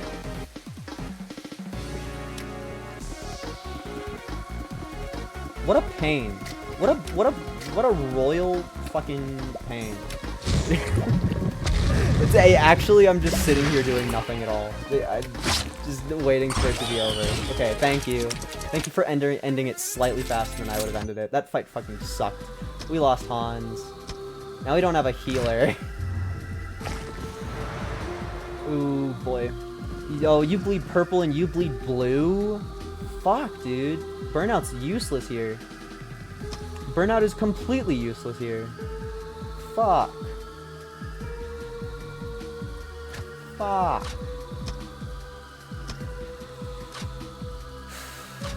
This fight's not gonna go easy. I can tell you. I can tell you that right now. Not easy at all. Okay, you. That doesn't do anything. You need to do that. And then we need to move Nowak out of the way? Move Nowak out of the way. And you are nothing yet. Yeah, one day. One day Gospel will help us. Oh, I can't help but notice that I linked them and nothing happened because of it. That's fine though. Do I just link them again?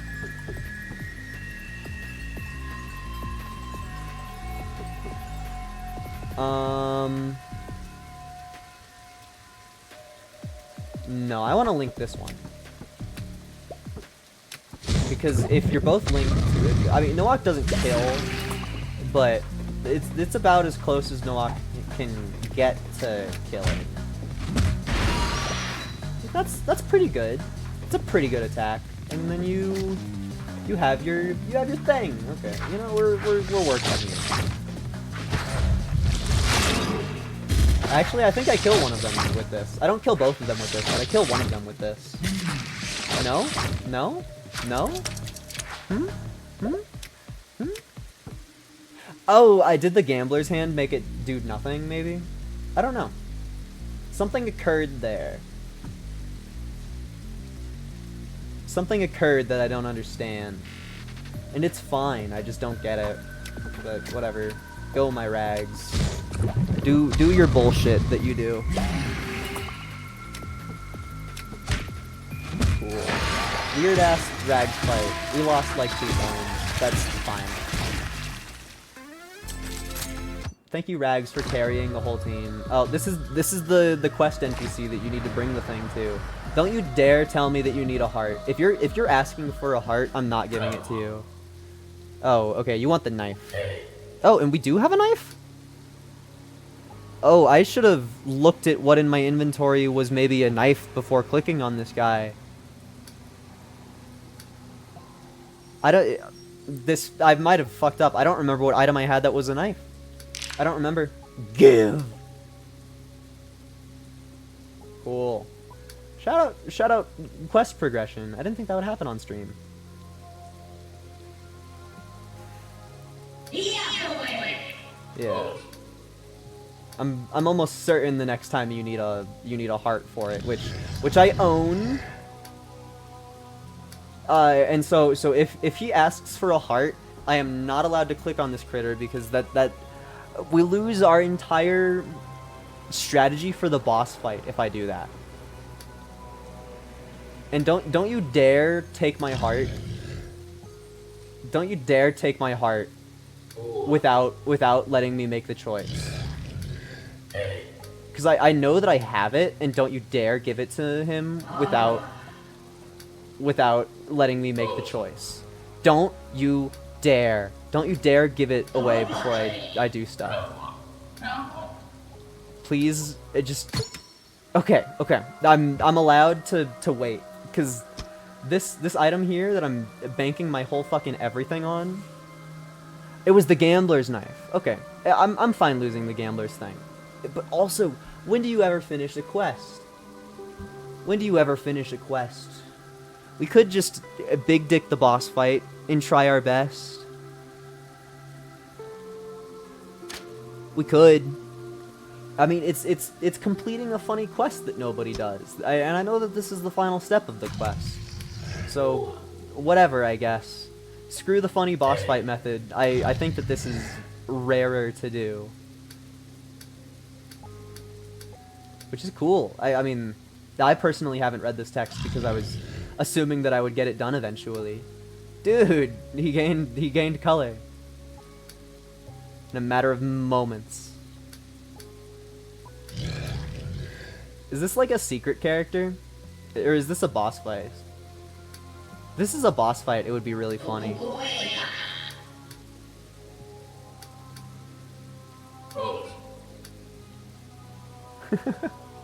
I love the calling your friend aside to be like, hey, what now?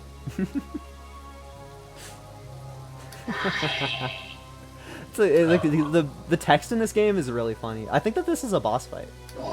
I might be wrong, but I think it is. And if it is a boss fight, we're fucked because we don't have burnout on the field, or at least if it shoves us into it. Well, fuck you. This body is unsustainable. A heart? Didn't I just give you a heart? Or are you gonna take my heart? I think he's gonna take my heart. I await your return. Really? That's not the end of it? I wonder... What else? What could even be a heart?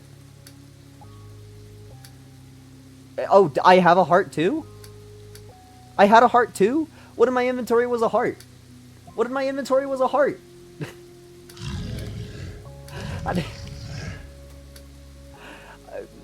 Was it the locket? Did I just give this guy both of my like cool epic items that were supposed to help me succeed in the entire run? I think that I just gave this guy all of the cool stuff that I have.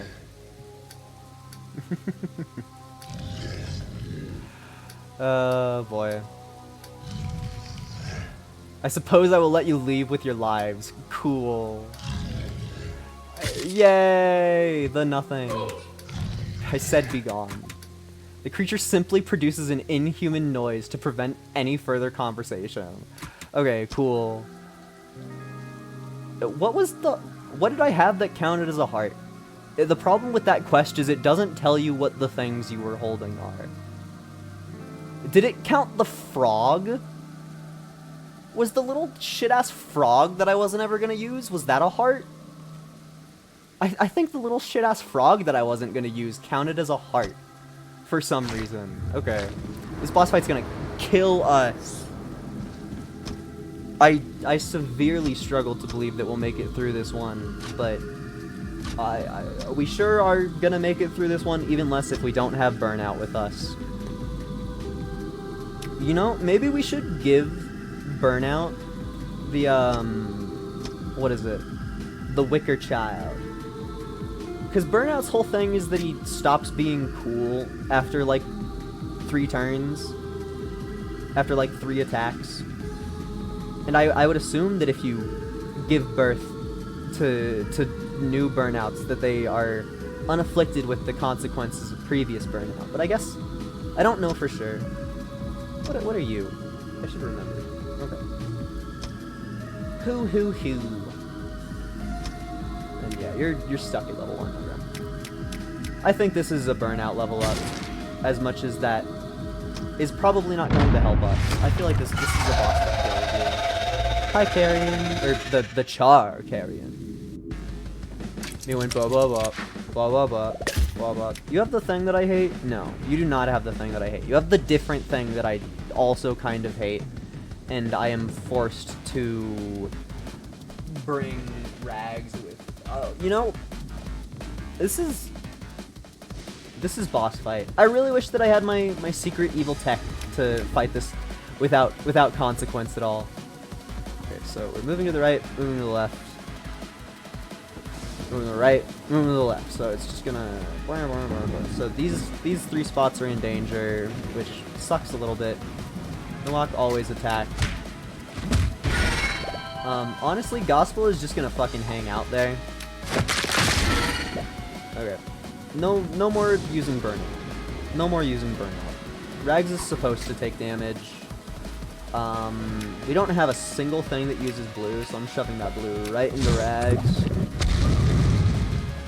Then this should be fine.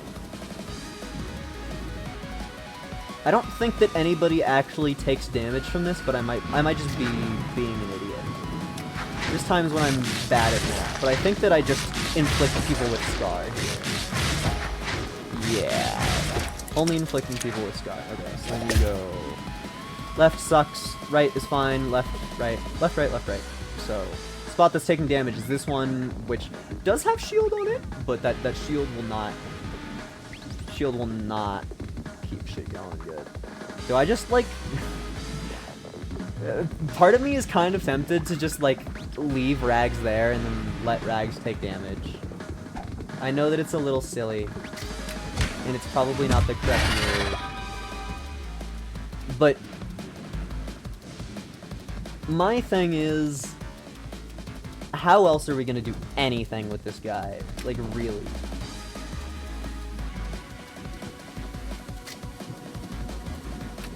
I feel like we're gonna have to try to use Rags as much as physically possible, which who knows how much success that we're gonna find now. If you ever play this game yourself, anybody who's watching this in the future, and you're fighting the Tartarian, I repeat, do fucking not fight this guy with a full party. That's not what you do. That is not how you fight this critter. You need to put your strongest members in, even if they do nothing. You're not allowed to use Incorrect Pigment with him. Incorrect Pigment destroys Gospel because it does percentage-based damage. So by Gospel being here, we have to play nice.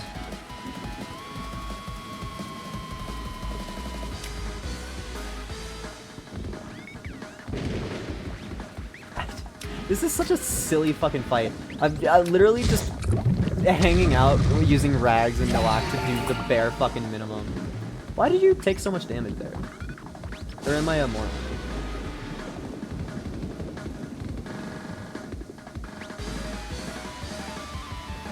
Oh, it was the scar. Okay. That makes more sense. I didn't think that you were scarred up 4 times, but I guess you're also the only one that would be scarred up.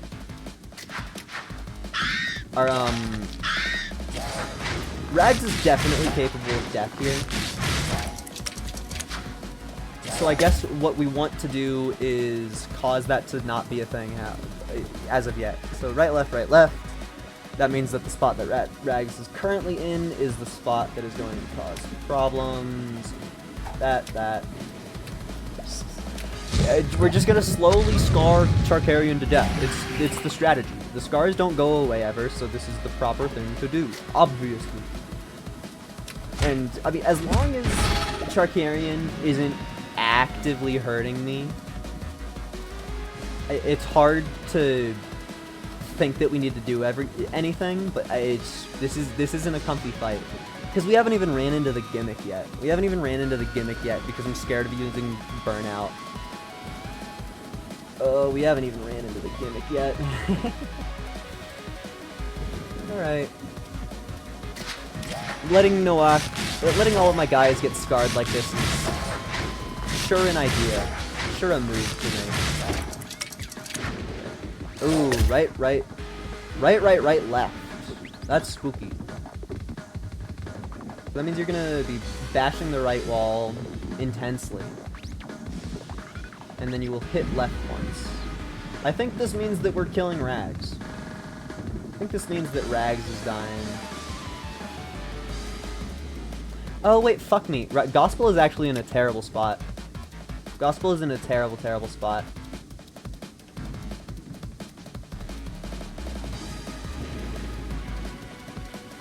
I think since Gospel is in such a shit-ass spot, we just have to do Icon of Strength and wait this one out.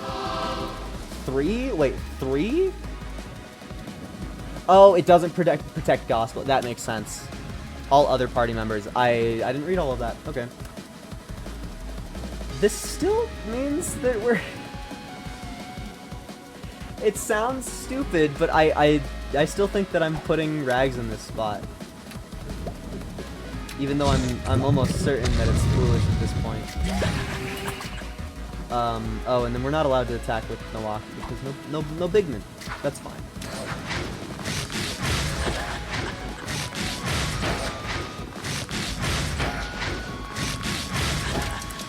What?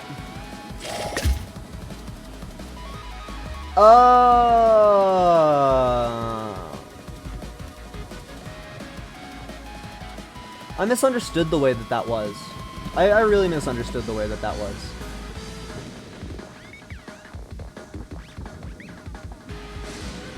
I really, really misunderstood the way that was. Rags and Gospel are a terrible fucking combo. Why would you put them together ever?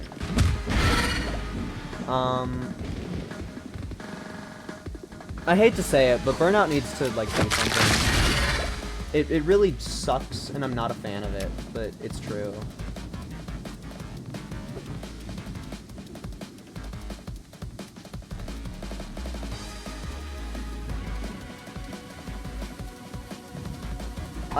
Gospel is not in a pretty spot. I also shouldn't have done that in that particular order. Yeah. Gospel is also meant to die. Gospel is also meant to die, so that's not something to forget. We don't want Gospel to take extra damage for no point at all. Oh.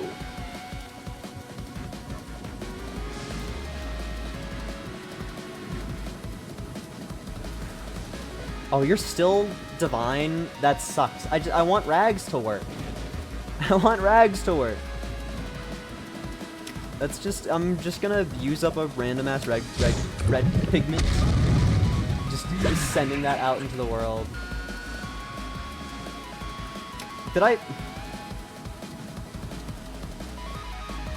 I don't understand. Something happened there that I don't understand. Something sure occurred. Okay, whatever. We must... Oh, actually that was completely fucking stupid, wasn't it? Wasn't it? It was! I'm a moron. I hope that my item that makes overflow not hurt me works.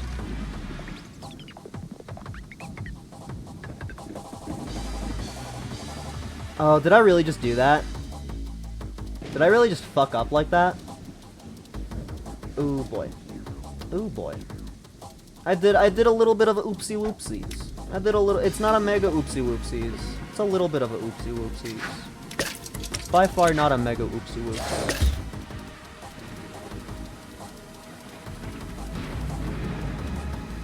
Yeah, that is a little bit of a oopsie whoopsies. It's not a big one.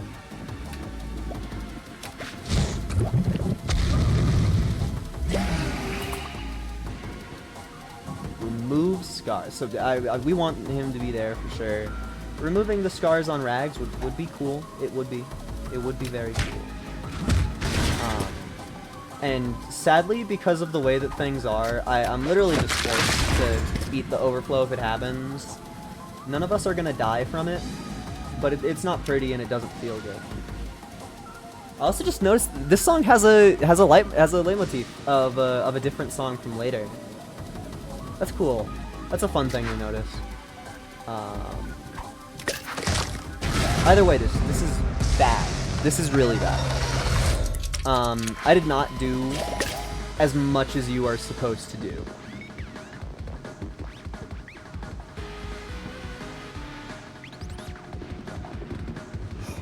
Okay. Yeah, you need to all of the damage that you do to Charkarian when they're down is damage to their maximum health, and you need to make their maximum health reach 0. That's the hard part of this boss, and that's why I was trying to save Burnout, and that's why when I knocked him down, I immediately went, oh, that was a whoopsie. Because you want to knock them down and then do damage to them while they're down on the same turn that you knock them down, so that you have essentially an extra turn's worth of damage to do before it gets up again. Which is just something that I have to deal with. Burnout will have to Grand Escape eventually. I mean, you're already not even doing anything. You do 4 damage when I hit you. It's like...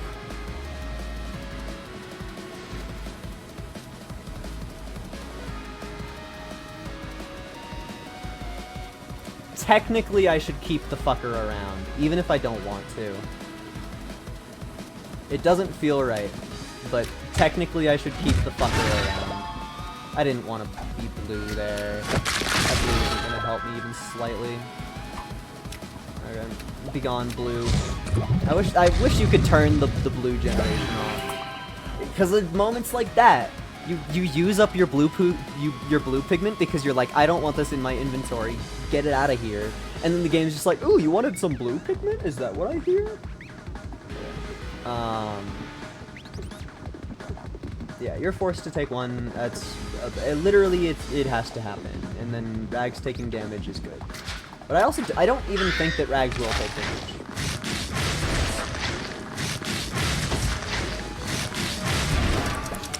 You know, I should have moved Noah. We have no way of healing Noak outside of just killing Gospel, which I might do. I might do. I might kill Gospel. It only costs 1 to kill you, right? Yeah. I might just kill Gospel this fight. That kind of seems like the way that we're...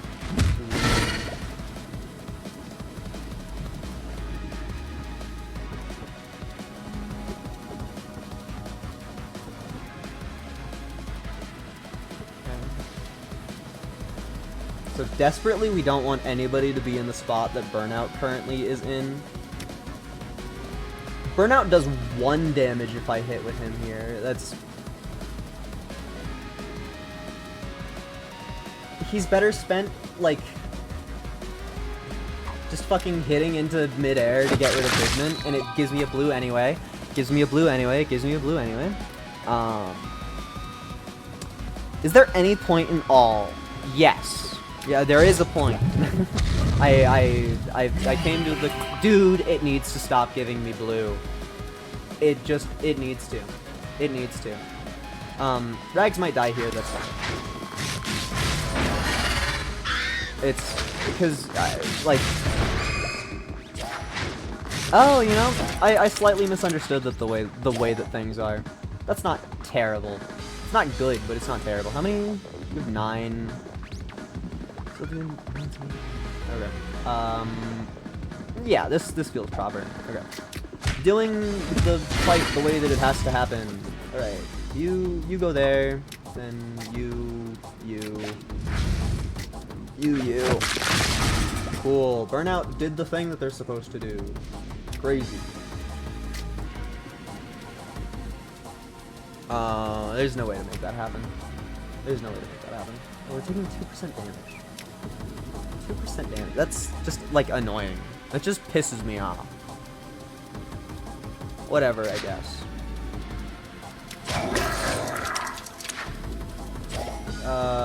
It's close to nothing.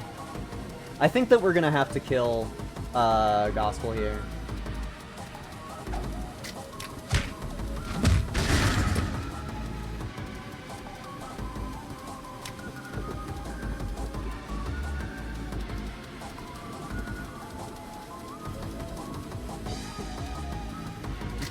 Do I kill him right now? It's like the part that I have to care about is, I guess, how many? They'll have full health. I think he dies. I think Gospel dies here.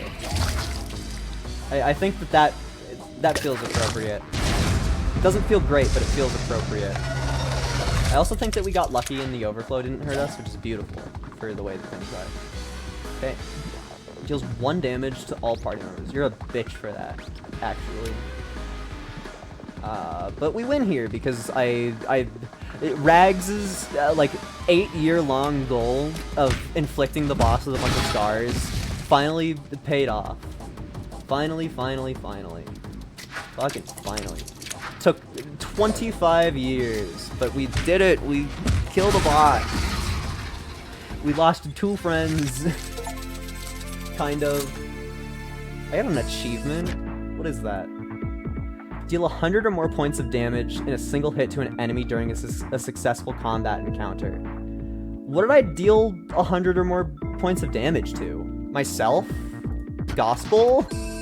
I did 1,000 damage to Gospel, technically. Did it say? Does it say enemy? Just points of damage. I think that was me. I think that achievement was me killing Gospel. I think that achievement was me killing Gospel. And all of a sudden, there's 2 of them. Oh, we're dead. Oh, we're dead. Oh, we're dead.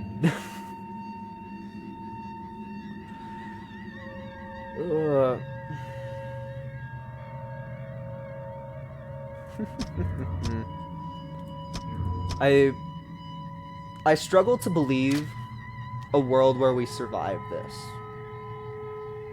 The item Sweetheart is beautiful for Gospel. It is. Our party will never have 2 Gospels in it at once. That's a stupid idea because your Gospel can't leave. Oh, what's the? I'm gonna Google something real quick. How do I bimini? Brutal Orchestra bimini. How do I bimini? Unlock requirements. 50 coins. Okay, bimini is not helping us. We're completely fucking stranded. We're completely stranded. There's no hope of free friends showing up because the only free friends in this world is Gospel, and we already got Gospel. So the other free friends that we get is spend 50 coins. I have 20, and have Hans with you, which Hans is no longer with us. And might I add, all of these enemies destroy me. The ear knife is the only thing that I have, like, a chance against. It's the only thing that I have a slight chance against, even a little bit. Okay, you. It's already bitch made, isn't it? Oh, fuck me. These do constrictions, so we are forced to have our team built like this. Does Gospel help here at all? Does Gospel help here at all? It depends on how Divine Protection and Shielding works.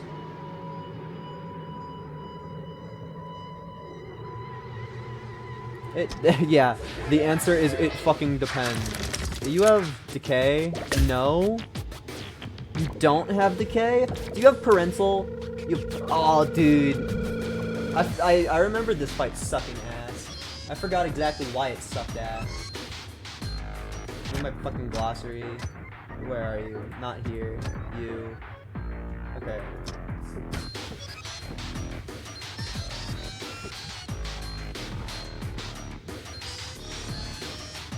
Not my favorite, but we can make do.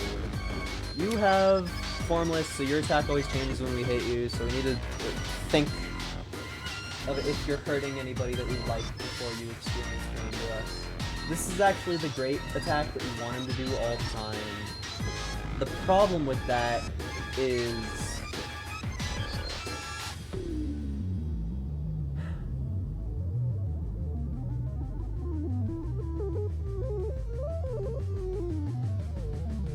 Okay, fine. We have to hit the enemy or it's not gonna end. I hate it, but this is a in this universe this is a good roll as well. In this like that's just in this universe this is a good roll as well. That was a little bit stupid on mine, but it's too late. I already made the decision. What? Oh yeah, that was supposed to happen. It's not fun that it happened, but it was supposed to. It was bound to.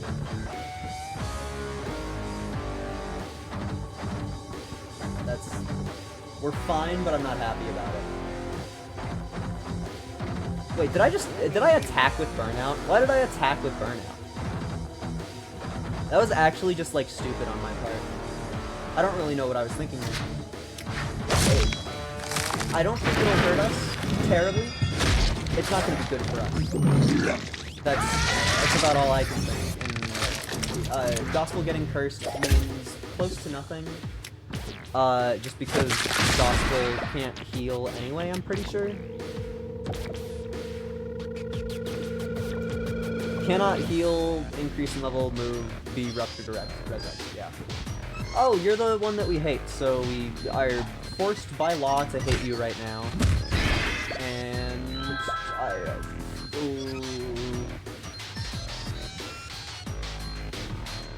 oh wait, no, that's actually perfect. That's perfect. That's flawless. Gospel takes a little bit more damage. That's fine. Gospel is supposed to. And Gospel doesn't actually take damage because shield. I'm making this stuff up. Do you run away? No, we still have to deal with you. Sonic suffering. Huh.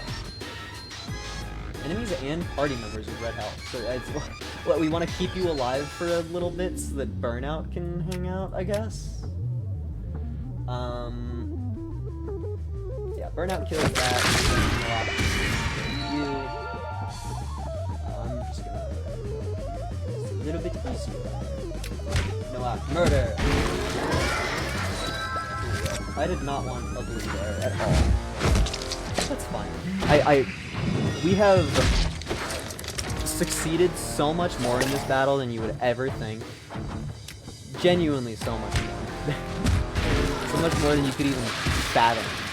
Yeah, that fight, if I were to calculate the chances of us winning that fight just by like my own opinions, none. This fight, however, fuck. It'll end fast. That I tell you. This fight will end fast. And the problem with these guys is the positioning of your people before you go in doesn't even matter that much, because all that matters is this right here when we get into the fight where two of them are using the fuck you move. So we're forced to attack two of them in particular and just hope that we get lucky. Technically that counts as lucky. Then Burnout is forced to hit you. Technically that counts as lucky. We take damage here. There's not much that we can really do about it.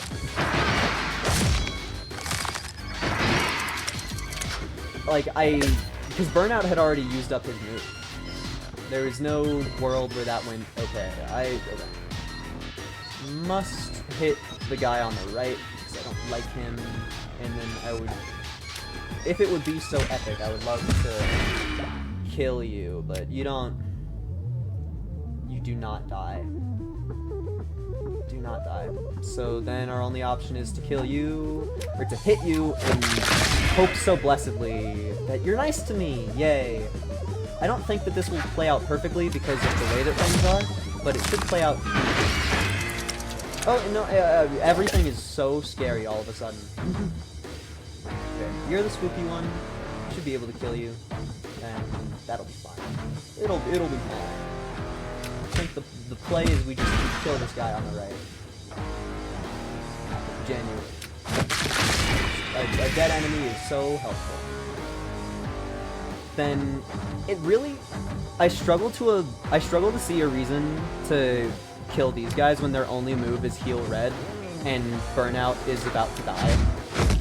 Maybe it's stupid on my end, but that feels right to me. Oh, that's a little bit more damage to deal with.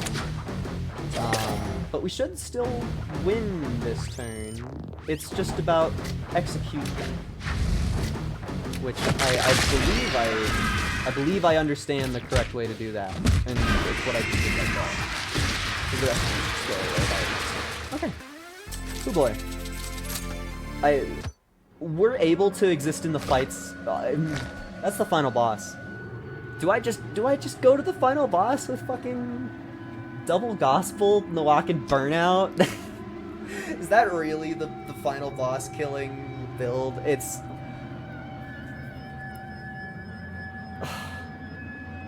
we're fighting Heaven. Heaven is such a fight. There's no way that we kill Heaven without Frail here. I feel like this run is probably just over. This run is probably just over. And if it is over, then why would I simply not just equip Burnout with the Sweetheart and then walk into the final boss fight? This is maybe the stupidest, silliest build that I've ever done for a boss fight, but I think this is gonna be it. I mean, it's the gimmick of this boss is that you kind of always have to have somebody in the middle, and that's gonna be a problem with Gospel not having movement opportunities, because we want to have a Gospel able to get to the center whenever possible, which means that we're gonna have to end almost every turn with a Nowak or Burnout in the middle, which is gonna be rough. It's gonna be rough. But also, knowing these other enemies that we have to fight, there's no chance. There's no chance. There's RNG with the ears, where you can like think that if chance is nice to you, you'll get out of it. These guys, they have like 4 different moves or 5 different moves, and one of the move just like kills you. It doesn't like end the run, but it's like if there isn't an enemy in front to eat like 30 damage, then it'll do like 15 to the rest of you. So it's just it would make me use up my Gospel before I am able to fight the boss at all. So I would be unable to do that. I think the way that it's balanced is they leave the fight after using that or something. I forget the exact thing. I could Google it, but the point is they do a lot of damage to a lot of your team members, and since I have 0 healing at all outside of my tanks, I think there's no universe where I fight them. I think the only option is we go fight Heaven right now. Having the 2 Gospel there is honestly really funny, and I'm probably gonna make that the thumbnail of the stream, because 2 Gospel is really silly. All right, good luck, me. Hi, Heaven.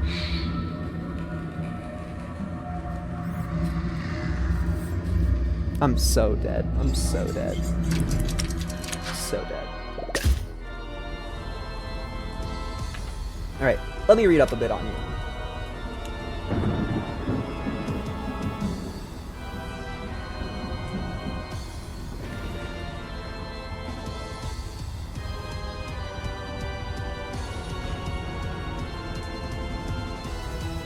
Yeah, this right here, the attack that I'm hovering over is the one where you really always want to have one of your characters in the middle. Because it's also great with the Gospel, because Gospel can't be ruptured. So having a Gospel in the center when that attack happens is great. The problem we're going to face... Hey, wait a sec. Upon receiving any kind of damage. Okay, that's fine. The problem that we're going to have right now is that there's no consistent red generation. I think so. Nawak is a lot of our build. Genuinely. Whew. Good luck, me. I mean, it's... Okay. Did I misunderstand the abilities or something there? That's so much overflow. That's so mean.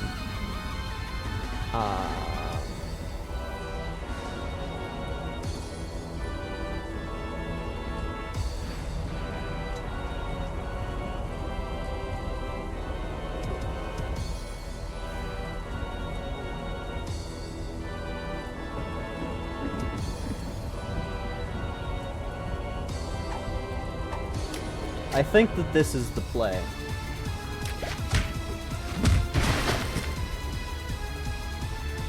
That was not the play. Fuck! I didn't read enough. They're slippery. That's terrible for me. Genuinely really bad.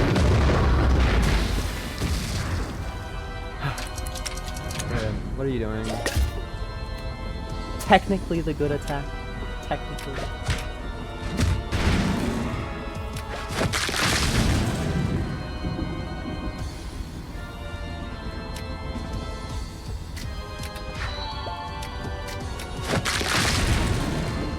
I mean, to be fair, that's pretty good damage. I mean, that's burnout for you. I guess technically, as weird as it is, I kind of want Nawak to get hurt next turn. Nawak doesn't have to be alive to win, but one of our characters does have to be alive.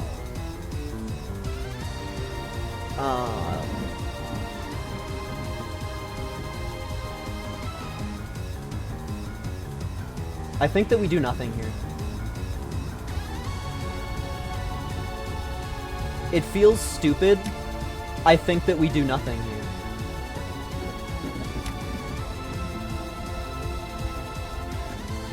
Because it's like...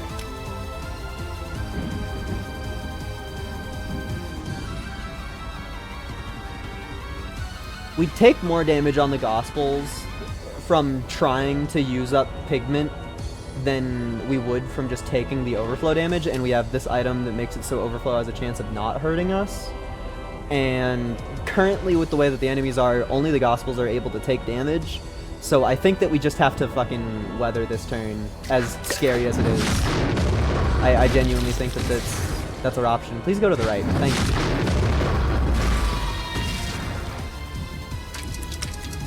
Okay, are you doing the evil one? You are doing the evil one, but thanks to Gospel, it doesn't feel so evil.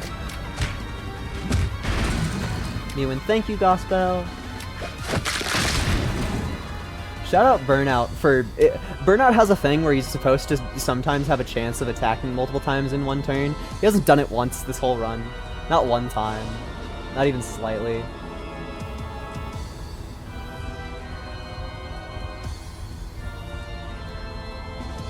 I wonder what... the word says if this attack fails. I wonder what that, like, means. I wonder what failure condition is, because the attack sure will hit Gospel. It just won't inflict any rupture on it, and I wonder if it not inflicting rupture is going to count as a failure, or if it's going to count as it hitting and Gospel just, like, eating it. What even happened? Oh, it counted as a failure. Gospel did not eat it. Okay. That would have been important knowledge to know. So what? We're over? It's completely fucked? Because we just lost our thing. No, don't get rid of that one.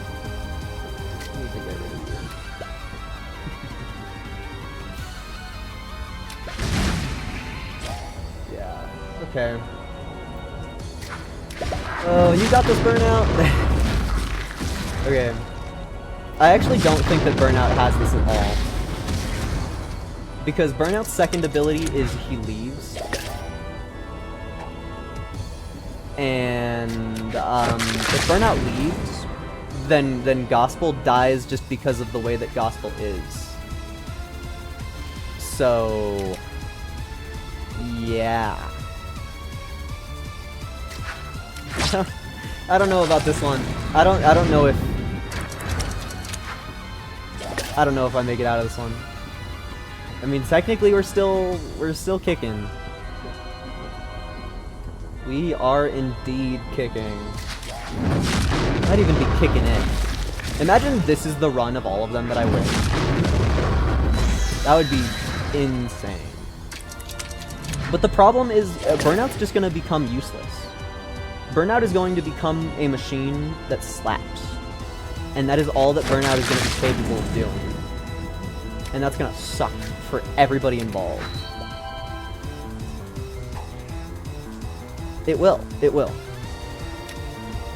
Oh, I don't even get to use you again for free. I'm just gonna fucking slap? I don't know. I mean, I was mostly just using that up to get pigment out of my inventory, and if I slap right now, then it's just gonna put another blue pigment in my inventory, and then I'm gonna get mad. I think we lost. I think we lost. Can Burnout solo? If I was better, maybe. I think that if I had planned around Burnout soloing, then I could have done something about it. But at the moment, it's gonna not be pretty, because Burnout will run out of their main ability, and then their only damage is gonna be the slap until their grand finale, which will do 16 damage. So I think we lose. Technically, there is a way. But I don't think that it is gonna happen based on RNG, and I don't think that's gonna happen based on the fact that the boss is gonna use the evil move right now. Oh, it actually didn't. Cool. Oh no, it totally did. Oh yeah, that's the one that we didn't want to happen ever. So yeah, we just lost. We lost. Sorry guys, it's Jover, because we are physically incapable of putting a guy to be hit by this attack. So it'll just hit both of them, which is guaranteed to hit Burnout. So we lost by virtue of the boss doing that move. So bye bye. It was a real one. That game's hard. That was a good run though. For booting one up off of nothing and just trying to like have it go good. That was solid. I need to go do other stuff with my life, though. Shout out me getting an achievement for killing fucking Gospel. Thank you for showing up. Bye-bye.